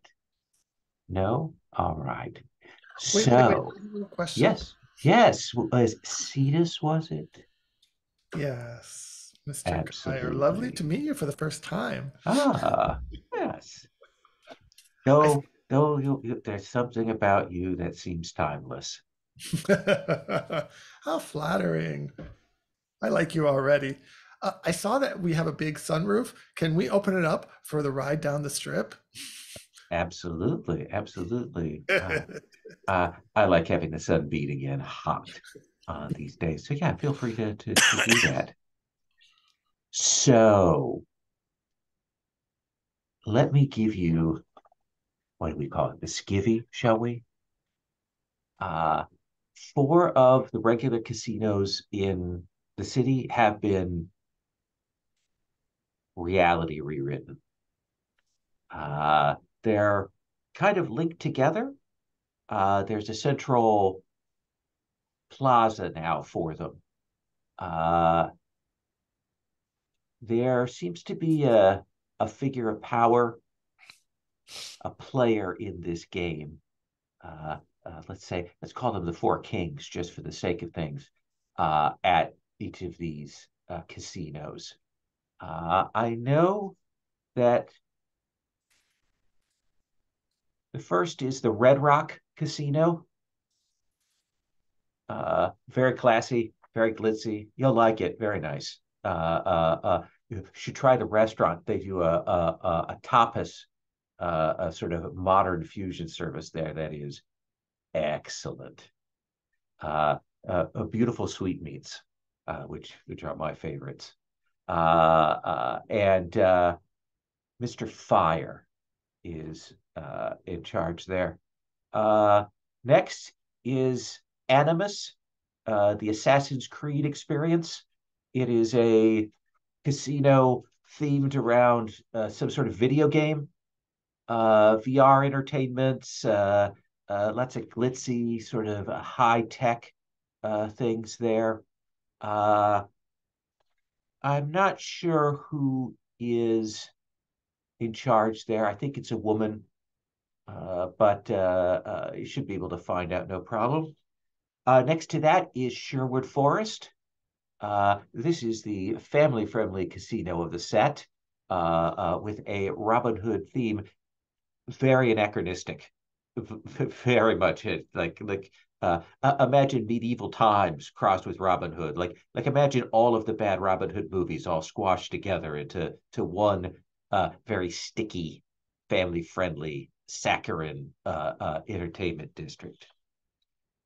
And lastly, there's there's a stage magician there who seems to be the person you want to talk to. And lastly, there is Wolf Towers. Imagine a 1950s styles casino as it would have looked at the end of days in the 1980s. Worn out, smoke-filled, grungy. That is the Wolf Towers. Uh, uh, and I say smoky because apparently they do allow smoking in there. It's a very, very wild. There's a gambler who is the figure of power there. So that's what I know. I hope that will be helpful to you. Any questions I can answer before I drop you off on the plaza? What do you know about the deck of cards? I know that it is a powerful lure. I can feel the thrumming of it here. I can't tell whether it is dispersed, whether it is together.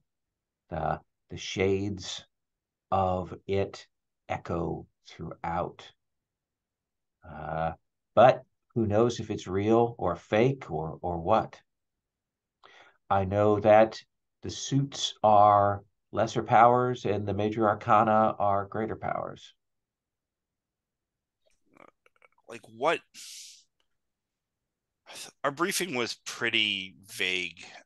You know how the city interferes with all of the various different tools division has. You're here on the ground. You got eyes to see things with, and I assume eyes. also ears to hear things with. Yes. So, what have you seen and heard? What's actually happening here? It is the calm before the storm. There are 4 persons of immense power who are here. It's unclear whether they have the deck or they're seeking the deck. They've warped reality here.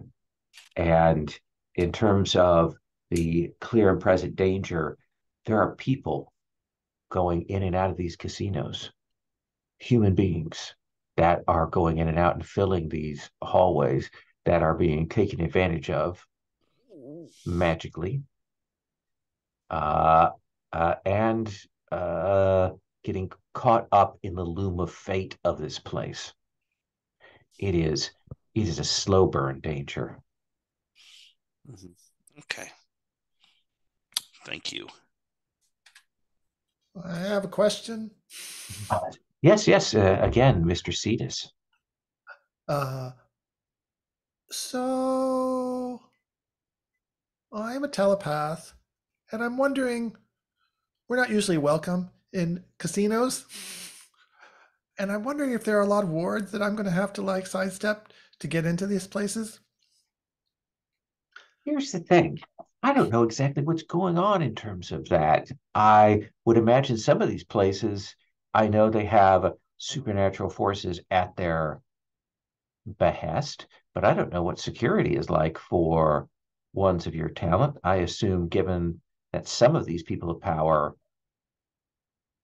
probably are watching over things, those casinos might be more dangerous to operate in than the other ones. So perhaps do a little recon before you work with that. I can be discreet, definitely.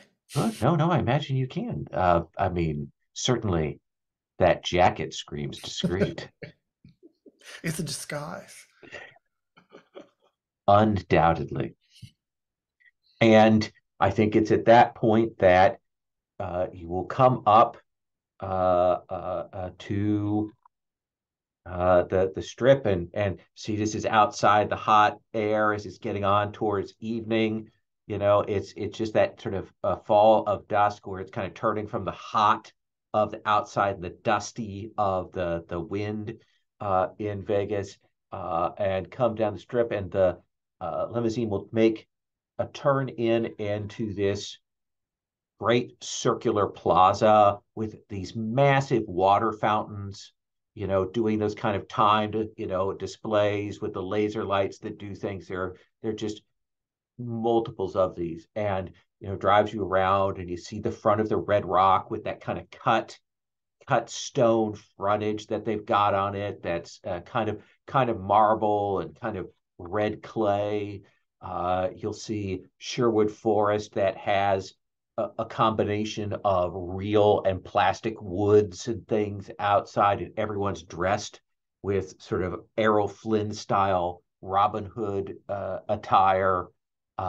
You'll see Animus, which is done in mirrors and glass and white, and you'll see lots of people cosplaying. Like, clearly all of the hoods and things are a big thing there. And then Wolf Towers, which is the last, because you kind of big at, because a lot of the lights are out, like they've gotten burnt out and they haven't had a chance to replace the bulbs. And it looks like it could just slouch and fall over into the sea effectively there. But they'll do that, does the circle around that, and then kind of takes you to the back to what is clearly a sort of VIP entrance to the plaza so that you can enter in and decide where you want to go and do it without being seen by anyone. And that's where we're going to take our second break. And then we'll put you on the casino floor.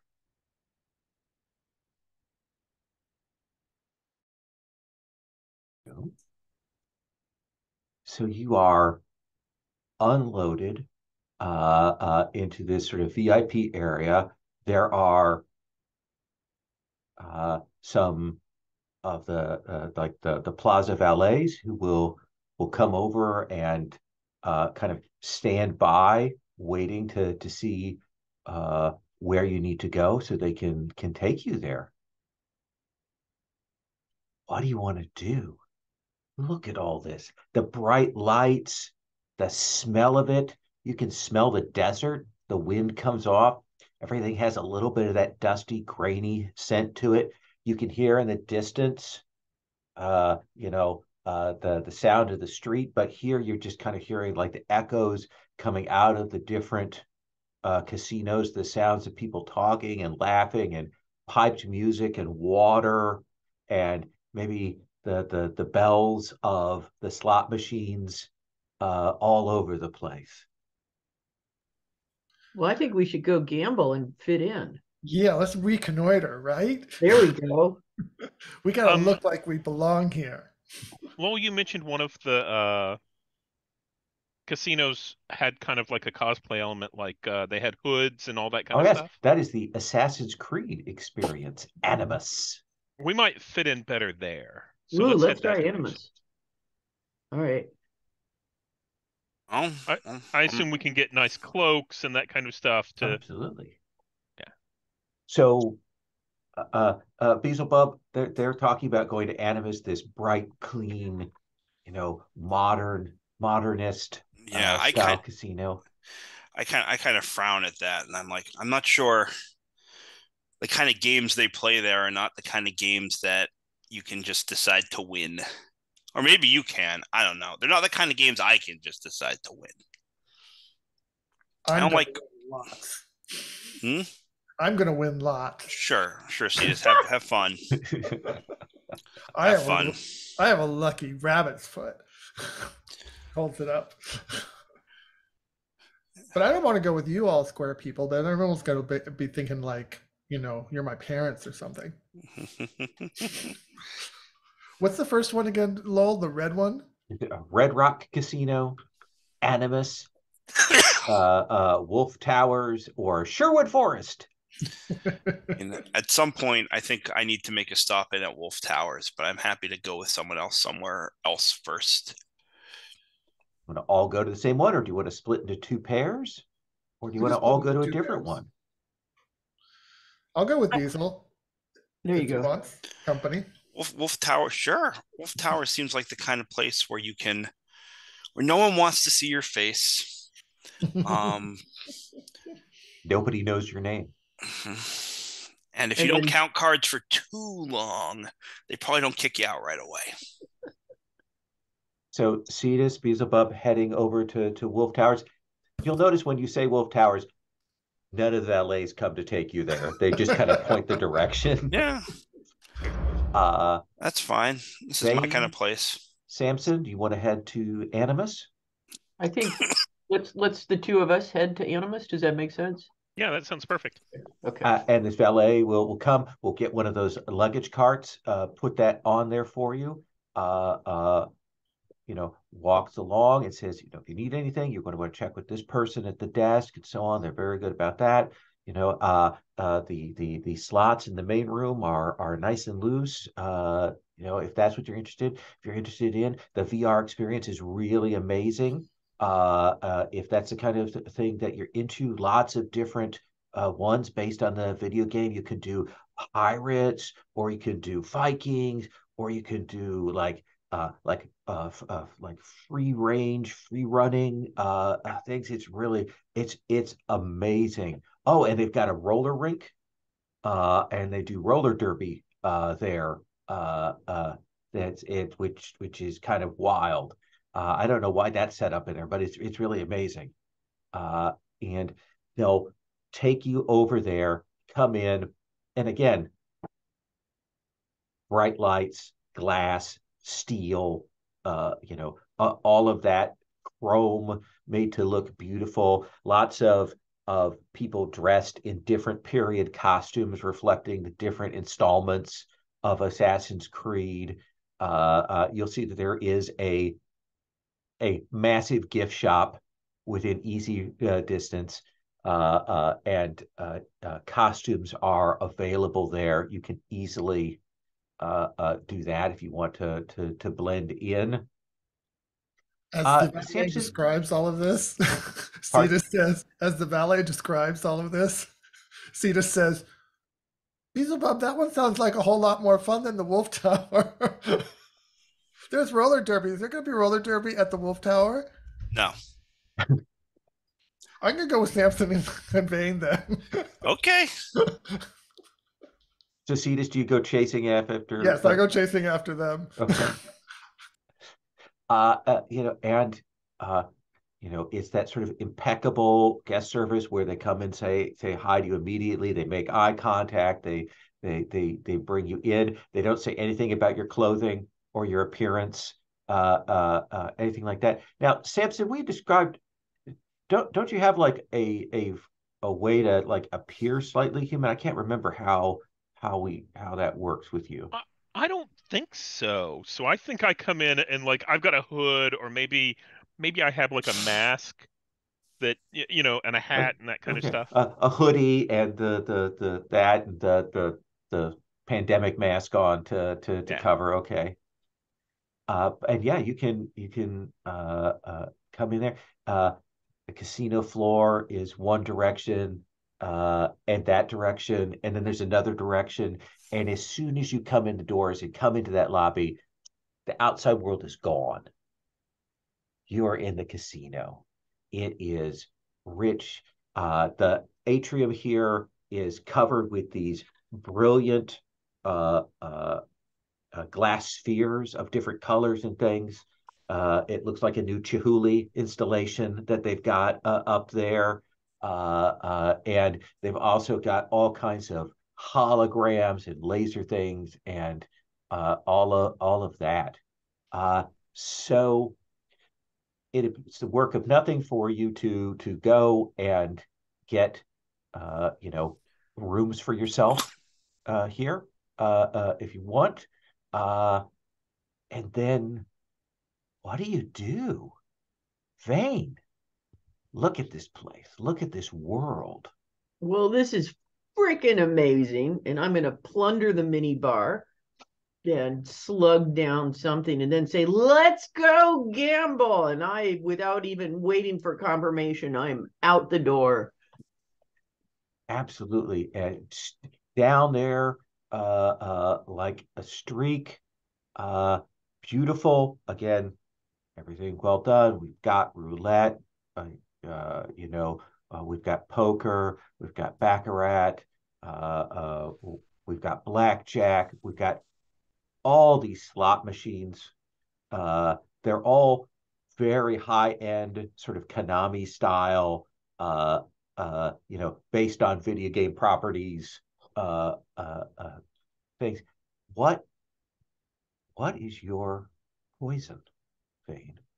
I'm going to go for slots. Okay, yeah. That's yep. Easy. And the thing is, you sit down, you put in a few coins, you pull that, and then there's a waitress that comes by and says, "What will you have?" Oh, I'll have a whiskey neat. Absolutely. And then they're back with the whiskey neat, and it's very reasonably priced. And it's quickly, and you can tell that all you'd have to do is just like raise your hand, and they would be back again. I love this place. All right. Cetus, Samson, what are you two doing? You want to go first, Samson? I don't have a preference. I think I lean over to Vane as they're doing the slots, and I'm saying, don't forget what we're looking for, and don't break anything. If you do, let me know, and we'll see what we can work out. And I turn to Cetus, and I'm like, where do you want to go now? I don't know. There's too much to choose from. I need to walk around and decide. And Cetus turns on his heel and starts milling through the casino floor. And I think I want to use my roller derby. My God, you're right. But I think I want to try my Man of 1,000 Faces move. Sure. So I've learned to reflect the thoughts of memories of others and help them see what they wish to see. I allow my form to fluctuate and take on the face of another, so I spend darkness tokens and roll. So why don't I spend 1 and see what happens with that? Okay, yeah, let's see what happens.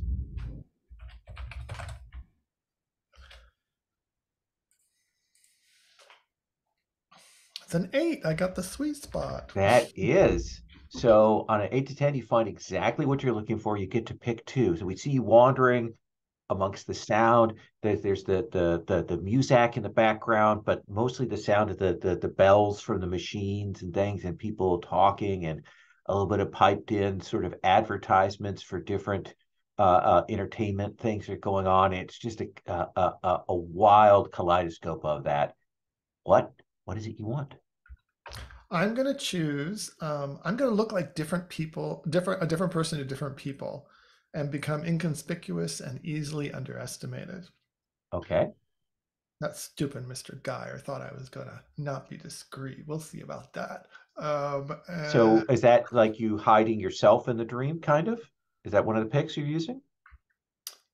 Yeah, it's one of them. It's you may choose to look like a different person to different people. Yeah, and Okay. Oh, I'm looking at the wrong one. Okay. it's Man of 1,000 Faces. Yeah, Sorry. that's right. Okay. Absolutely. Yeah. So, yeah, you look beautiful, inconspicuous. Mm-hmm. Inconspicuous. No one's going to notice me. And the shape and form is stable and will last as long as I can concentrate on maintaining it. So Absolutely. I'm going under the radar. Yeah. So you will vanish into the crowd. I think that you are kind of pulled along a little bit by the sea passions of people here.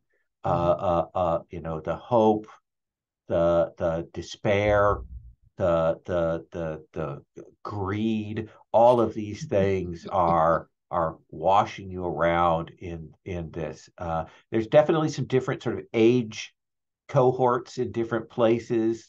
Certainly a lot more teens and young adults over at the VR experience versus the adults, the parents who are down in the casino kind of thing.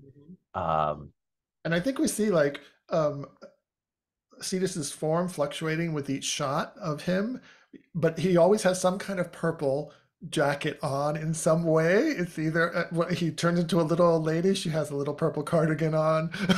He turns into a young man. He's got a purple suit on, very dapper, but he's always inconspicuous. And each shot, as he's looking at the roulette table, as he's looking at the blackjack table, as maybe he even goes to the roller derby to see what that's like. Well, kind of standing by the roulette table, and you'll turn and see this waiter has a tray of drinks and kind of offers it to you, and you realize they're about 7 feet tall. They've got the blue skin, they're kind of gnarled. They've got horns on, thick-fingered, just a big giant troll in a monkey suit who says, "Drink, sir." Please, I'm so thirsty. Thank you. And what am I looking like to the troll? I think to the troll, you look just like a normal customer. Normal customer, okay. Yeah. And he gives you this incredibly watered down drink. These are the freebies they hand out before he moves on. We'll come back to you in a minute. Samson. So I think, I wander around. I think I lose track of Cetus. Yeah, Cetus disappears and he's like in the wind. And I think I kind of shrug. You I just guess hear the that's ding ding, the ding yeah. ding ding ding ding ding ding ding ding ding ding ding ding of Vane behind you. And I think I walk around and I find as I'm wandering through the place, I find myself in like the more I wouldn't say run down, but the more seedier where the attics are. Where Okay. the people are just sitting there, at their table doing their Yeah. thing. The slightly dimmer lighting. This is the back casino floor. People have to walk back down here. It's the quietest of them, but it definitely is. These are the regulars who come through here. And I think whenever I step, into this area, they kind of look up, but don't pay that much attention to me just because they're like something's new has happened, but I'm not going to interfere with them. Absolutely.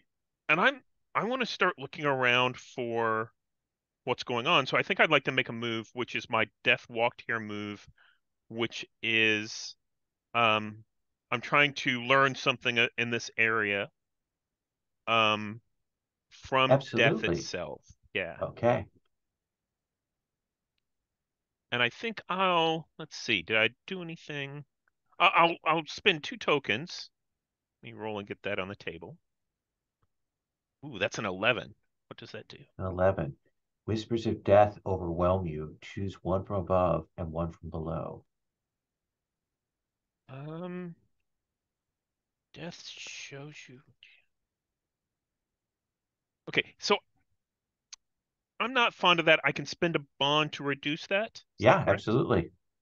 And what's a good bond to spend? I think I'm going to spend my bond with the professor. Okay. Because the professor's with me and kind of talks me out of things as I talk to death. Sure. And this is the all everything stops, the dinging stops, and I think one of the old addicts that's grizzled looks up at me and speaks in death's voice. And let me see. What important item or knowledge was taken from here? Beth looks at you and says, I can't do this for very long. This is not my place. There is another harvester who is coming. They felt you, and they are coming your way, and your cover is blown. It's funny. Isn't there stories about death playing games with those that he takes? And I'm going to get to the point and say, the other question is, I get two, right? Yeah, Yeah, the other question is, what evidence here will help me with my investigation? I think that you will look around and you realize that, I mean, most of the people here are normal people. But as Cetus has seen it glimpsed, a number of these service workers who are moving around in this hotel are dwarves and trolls and weird sort of Nordic folk, from those lands that are clearly covered by a glamour, and none of them look happy.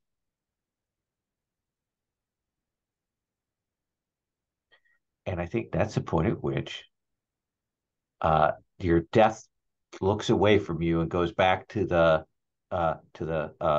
video poker, Yeah. and you'll hear this voice, this husky voice, and they will see this woman has kind of appeared at your shoulder. She has brilliant violet hair that goes down to her shoulders, uh, sort of slightly darker skin. Is she Indian? Is Southeast Asian? It's hard to tell. Uh, kind of an aviator jacket, and she will look at you, and she goes,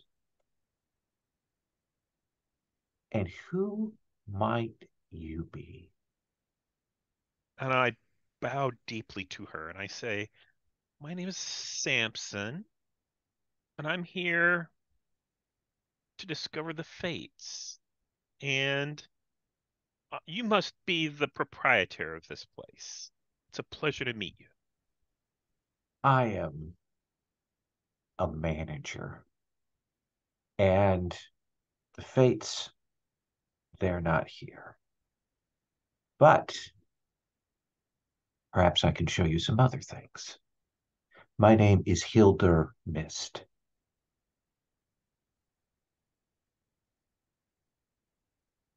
Do not presume to take a soul from me while you are here. They are mine. Ah, you have laid claim to these. I see. They are mine, ein Herriar. I'm going to cut there. We'll come back to you. Beelzebub. Revolving door. Like that kind of slow revolving door that you kind of have to like push on to get inside, come in. It's a kind of amber golden light in here, but mostly because the fixtures have gotten stained with nicotine. The carpet is that worn kind of track carpet. Like, you see that? Like, in places they've tried to get the gum out, but eventually they just can't. It's just a black spot on there. Lots of velvet ropes. All of the slot machines are fucking loud. They are loud, and it's none of this like synthesized shit. It's all real bells and metal and sounds like that that's going on. And it's just, it is like an old bowling alley smell of smoke. Just absolutely, I mean, you can feel it get right in your pores immediately. There are drunks everywhere. There are people gambling everywhere. You can see that they have a big sign for Vegas's largest buffet, and then there's an asterisk, and you can see that there's lots of like small type below that. Yeah. And that opens into this massive room with long, long tables and just a huge buffet, and you can smell like predominantly bacon and eggs, but just a smell of food, of the melange of that kind of rolling out. And there are a couple of percolators of free coffee out here in the lobby. Yeah. So I think I sort of like walk in through that revolving door whistling, right? And I stop like a few steps in and I look around, I take a nice deep breath. And I light up a cigar. No one says anything. No one stops you. Yep, I go over to the percolator. I pour myself, grab a cup of probably coffee that was made, 12 hours earlier.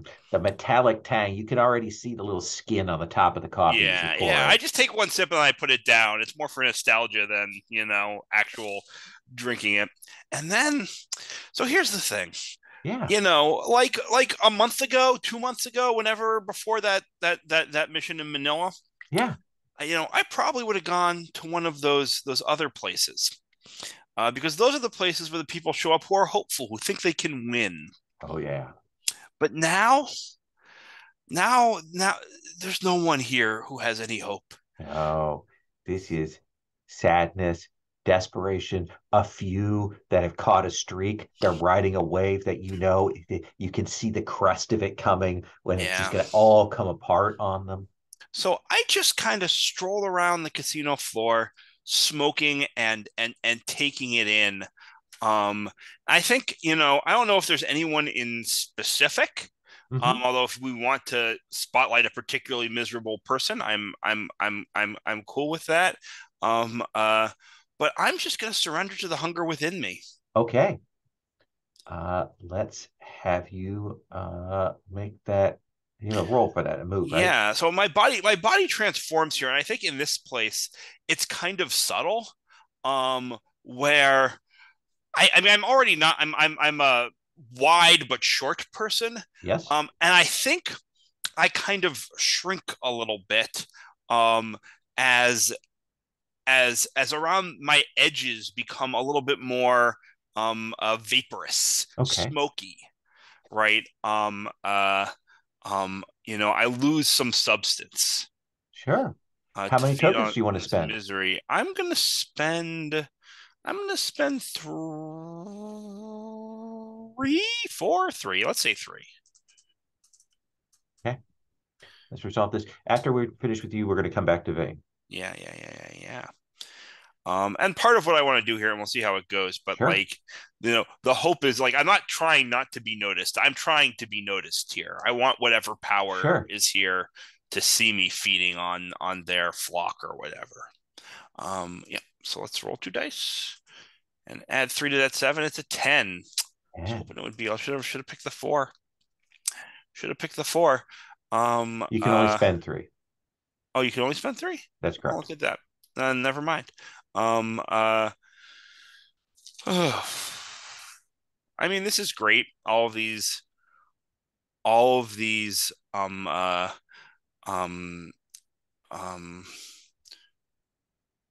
no, I don't think that actually. I think I just enjoy it. I think it's Yeah. just like super super super relaxing. It feels fantastic. I'm just like, in my element here.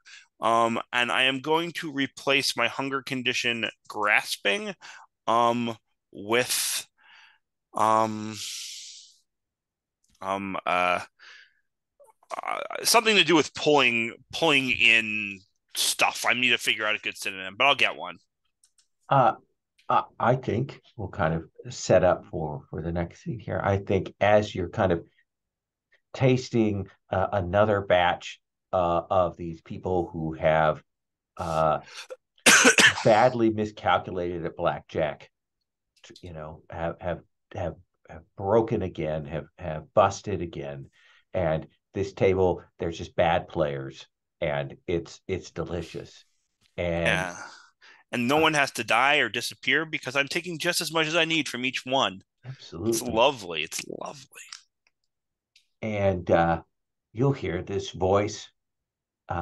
It's a woman's voice, but it's that woman's voice of someone who has smoked for years and years and years, kind of got that deep voice. Mm-hmm. And she kind of wandered up. She looks like she's thrown on clothes, like she got up, she scavenged from the the floor of the bedroom and threw whatever on. Her hair is kind of straggly there. She's got cigarettes sort of in her pocket and another one in her mouth. It looks like you figure that as soon as she's done with that one, another one will come. She is, of course, in the TV version of this, played by Natasha Lyonne, and she'll say, "Hey,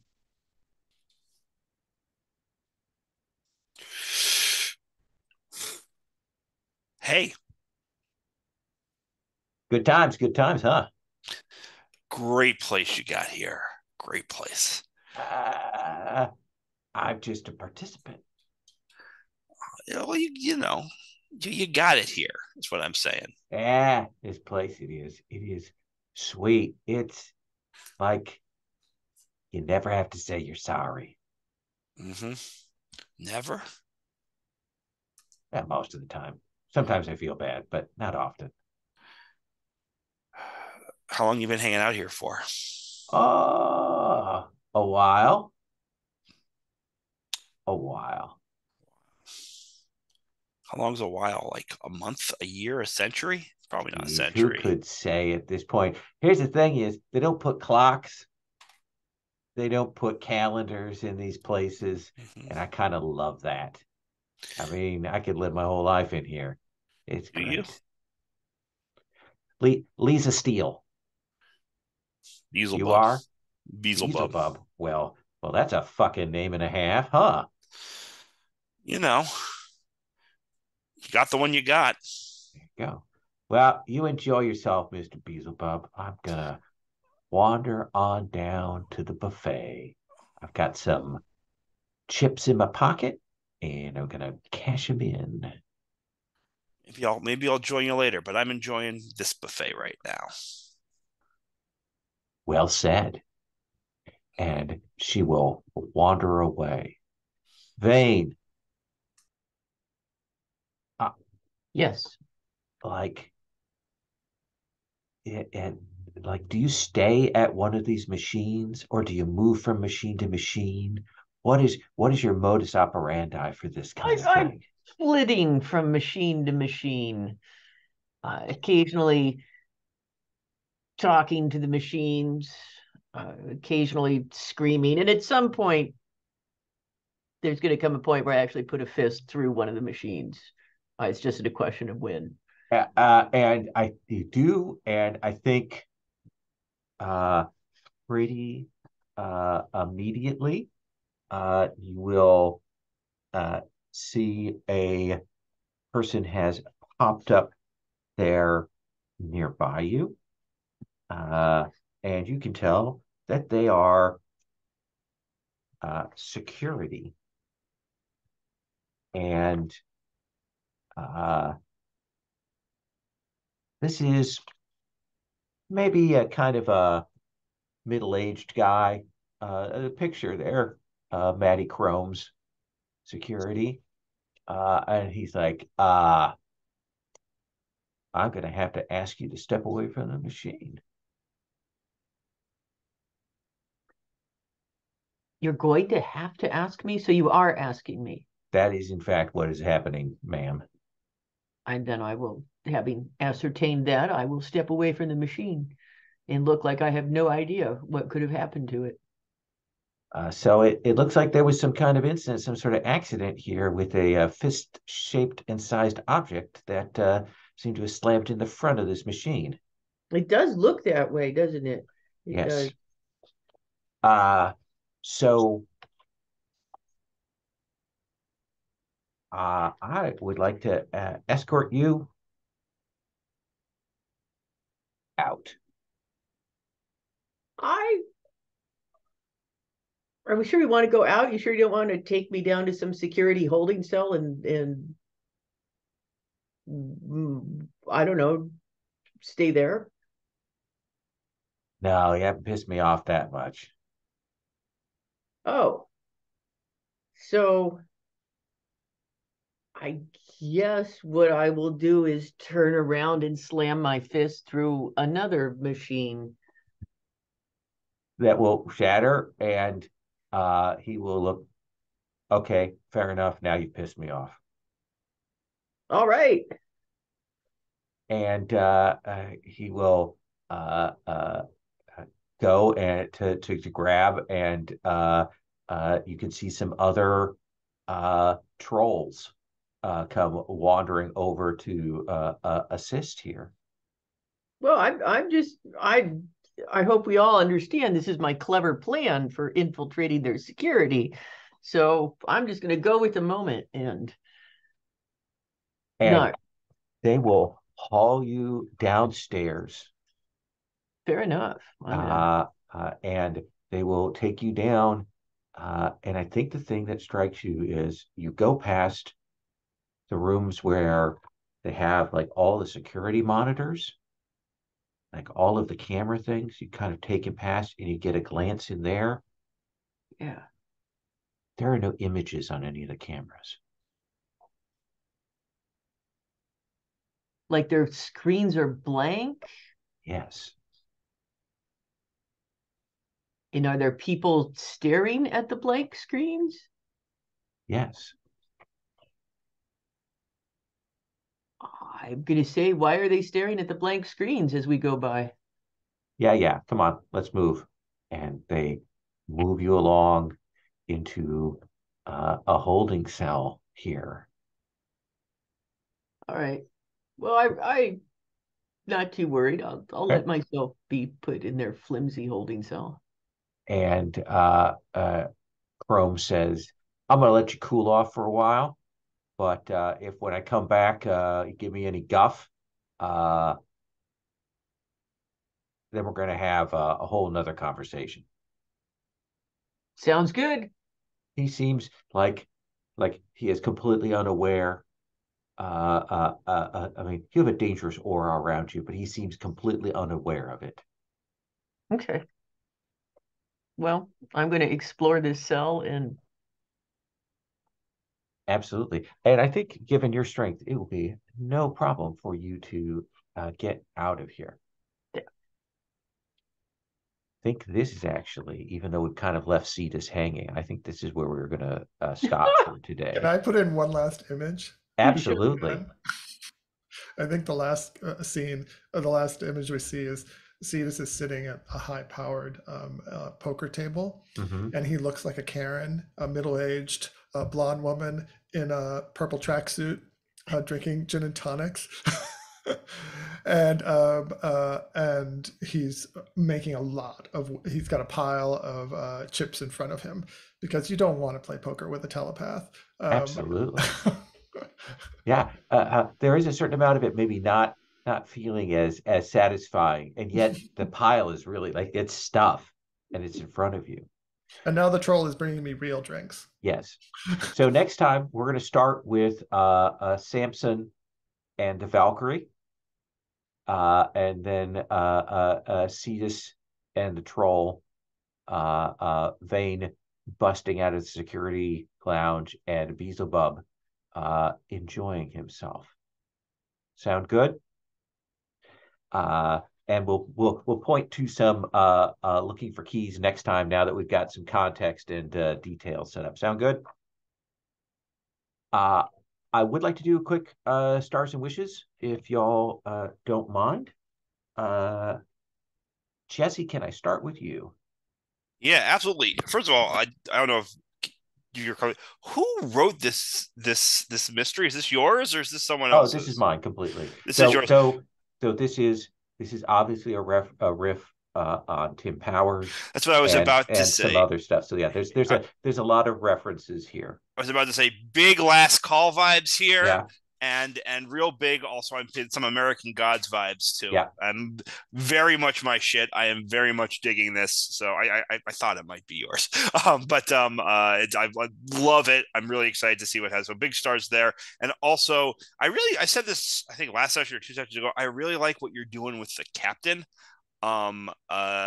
This is, I think, these sort of like probing debriefs that are like, kind of unsettling and push and pull us in different directions internally on the team is very neat. And just as both as like scenes to play in, they're fun, and also as like a GM tool to sort of like, give us stuff to work.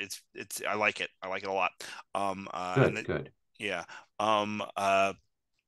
And yeah, I want to toss. I really enjoyed that scene, the scenes I played with Vane and Samson, Kat, and Steven. Like, I feel real good, had a real good time. I feel like those relationships developed in that scene. And Jose, I love that you left. I love that Cetus was like, wait a minute, that was great. Wolf Tower? That's not where I want to go. What? That was chef's kiss. So big stars there. Wishes is just I want to see this. I want to see this version of Vegas. I want to meet the players. That's, I think, really the thing. The NPCs in this I'm really intrigued by. So I'm excited to see a bunch of them, and I think that'll be really cool. Awesome. So Steven. I really like the downtime scenes. I liked seeing the interactions where Vane and Beelzebub said, "Well, let's go to hell together. That sounds kind of fun." It was just really good. And this whole Vegas thing has me, I'm curious how it's going to play out. It seems really cool. So. Oh yeah, we will do XP. Thank you. Oh yeah. Okay.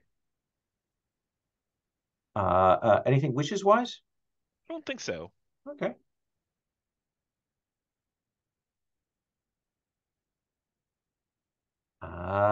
Kat.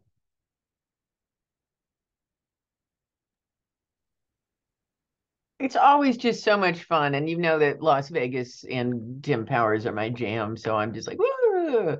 I also thought the downtime scenes were just a lot of fun. I enjoyed doing looking at different pictures of hell and being like, no, and then even more sort of exploration with Cetus and the eggs.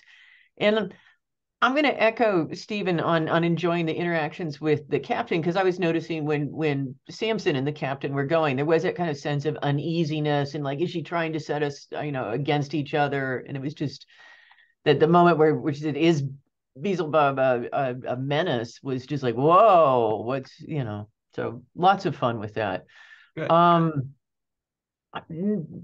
enjoying the game, so I wish for more of it. More of the same. All right, dig it. Jose, I'm so glad you got your power back. Me too. Yes, That's worked always out well, stressful when you have to use I wouldn't alternate have made stuff. it through the entire session with Yeah. the juice on my tablet. Let's see, stars. Well, I'm loving Las Vegas, so thank you. I love the kind of Americana vibe, and I love what that brings out in me too, and the nostalgia it brings out for me for Americana, and so I'm loving leaning into that and just enjoying the ride that you're taking us on, Lowell, with the setting, which is lovely.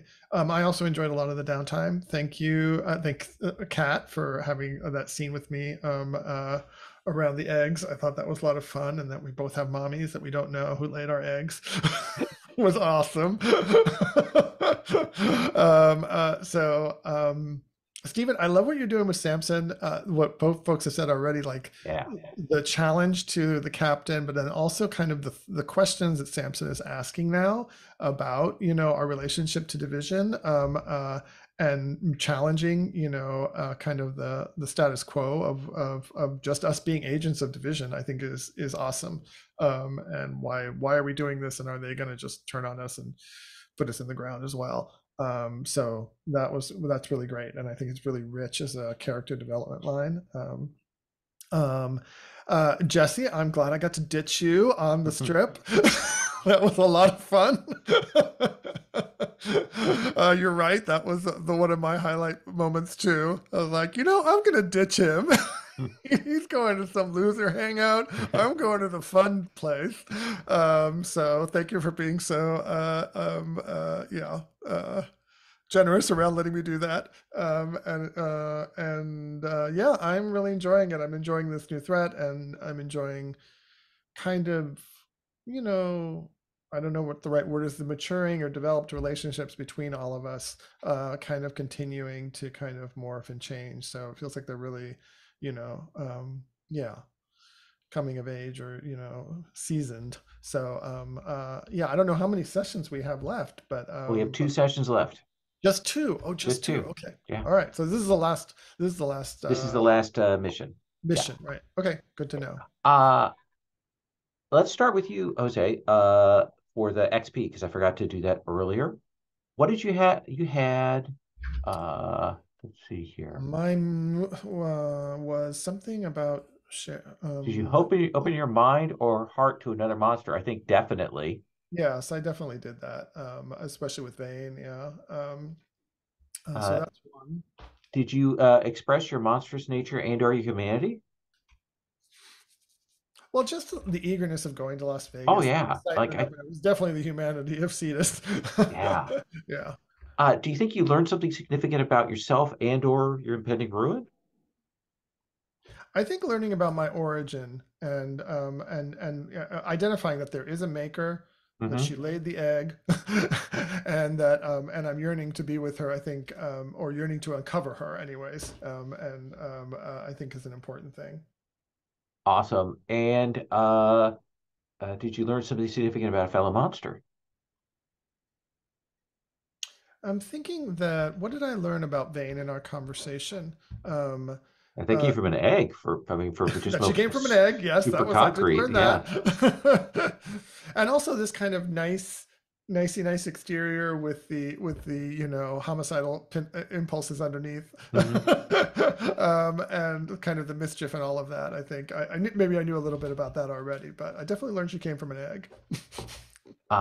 And go ahead and mark one ruin. Mark one ruin. Yeah. Beelzebub, what was your question? My question was, did you find a willing victim to sate your hunger? I don't think so. I don't think so. We certainly might be able to push on that, but I think you've I don't got think lots so. of interesting stuff for that, though. Mhm. Did you express your monstrous nature and or your humanity? I would say so. I think my humanity and sort of my curiosity about Vane's sort of home situation Mm-hmm. and like this idea of like having a home you can go back to, I think, is the thing that was Yeah. nettling me there, and there was something human in that for sure. Monstrousness more or less constantly. Mm-hmm. But Did you learn something significant about a fellow monster? oh yeah, I learned about Samson questioning division. Mm-hmm. I think that's a big thing that is important. And mark a ruin. Yeah, that's always exciting. Samson, what was your question for the XP? You muted. Oh, Did you find something or someone worth living for? What do you think? I don't think so. I think Beelzebub and I talked about um life and leaving and choosing, but I don't think there was necessarily something explicitly that was like, this is worth living for and worth staying for. Okay. Yeah, So no, I don't think I so. think that's interesting. You kind of were touching on that subject, but didn't quite of get the close on that. I think that's right. Yeah. Did you express your monstrous nature and or your humanity? I think I expressed my humanity. Yeah. Yeah. Mark an XP for that. Did you learn something significant about yourself and or your impending ruin? Yeah, I think through that questioning with the captain, I learned a lot about, and with Beelzebub, it was like, why am I here? What am I, am I okay being here? Yeah. Mm-hmm. And did you learn something about a fellow monster? Well, I learned Beelzebub had left Division and come back. I don't know that I remembered that from before. Okay. So that was interesting. Yeah. Yeah. We will mark an XP for that. Vane, did you rope anyone into your prophecy, into your fate here? Well, I think I kind of did with Cetus Yeah. actually, and actually also with Beelzebub, uh, talking about hell. So yes, I Yeah. definitely yes. Mark that. Did Yay. XP? Did you express your monstrous nature and or your humanity? Oh yes, with Barkus and Lou. Yeah, definitely mark an XP for that. Did you learn something significant about yourself and or your impending ruin? No, I don't think so. Not But that. did you learn something significant about a fellow monster? Yes, Yes. I learned that Cetus came from a germless egg. Yes. Very concrete piece of art. So yeah, I appreciate that people got some of the references in this. My Tim Powers, my A Little Bit of American Gods. Uh, I have thought about some other literary things. One mystery I want to write at some point, Cat, is something based on Monday Begins on Saturday. Oh, that'd Uh, be fabulous. so Tell me which is about one of that. my be so cool. Thank you all so much. We will dig into the various casinos next time, get some keys together, maybe tick some clocks on the doomsday clock and get rolling. I'm going to stop the recording.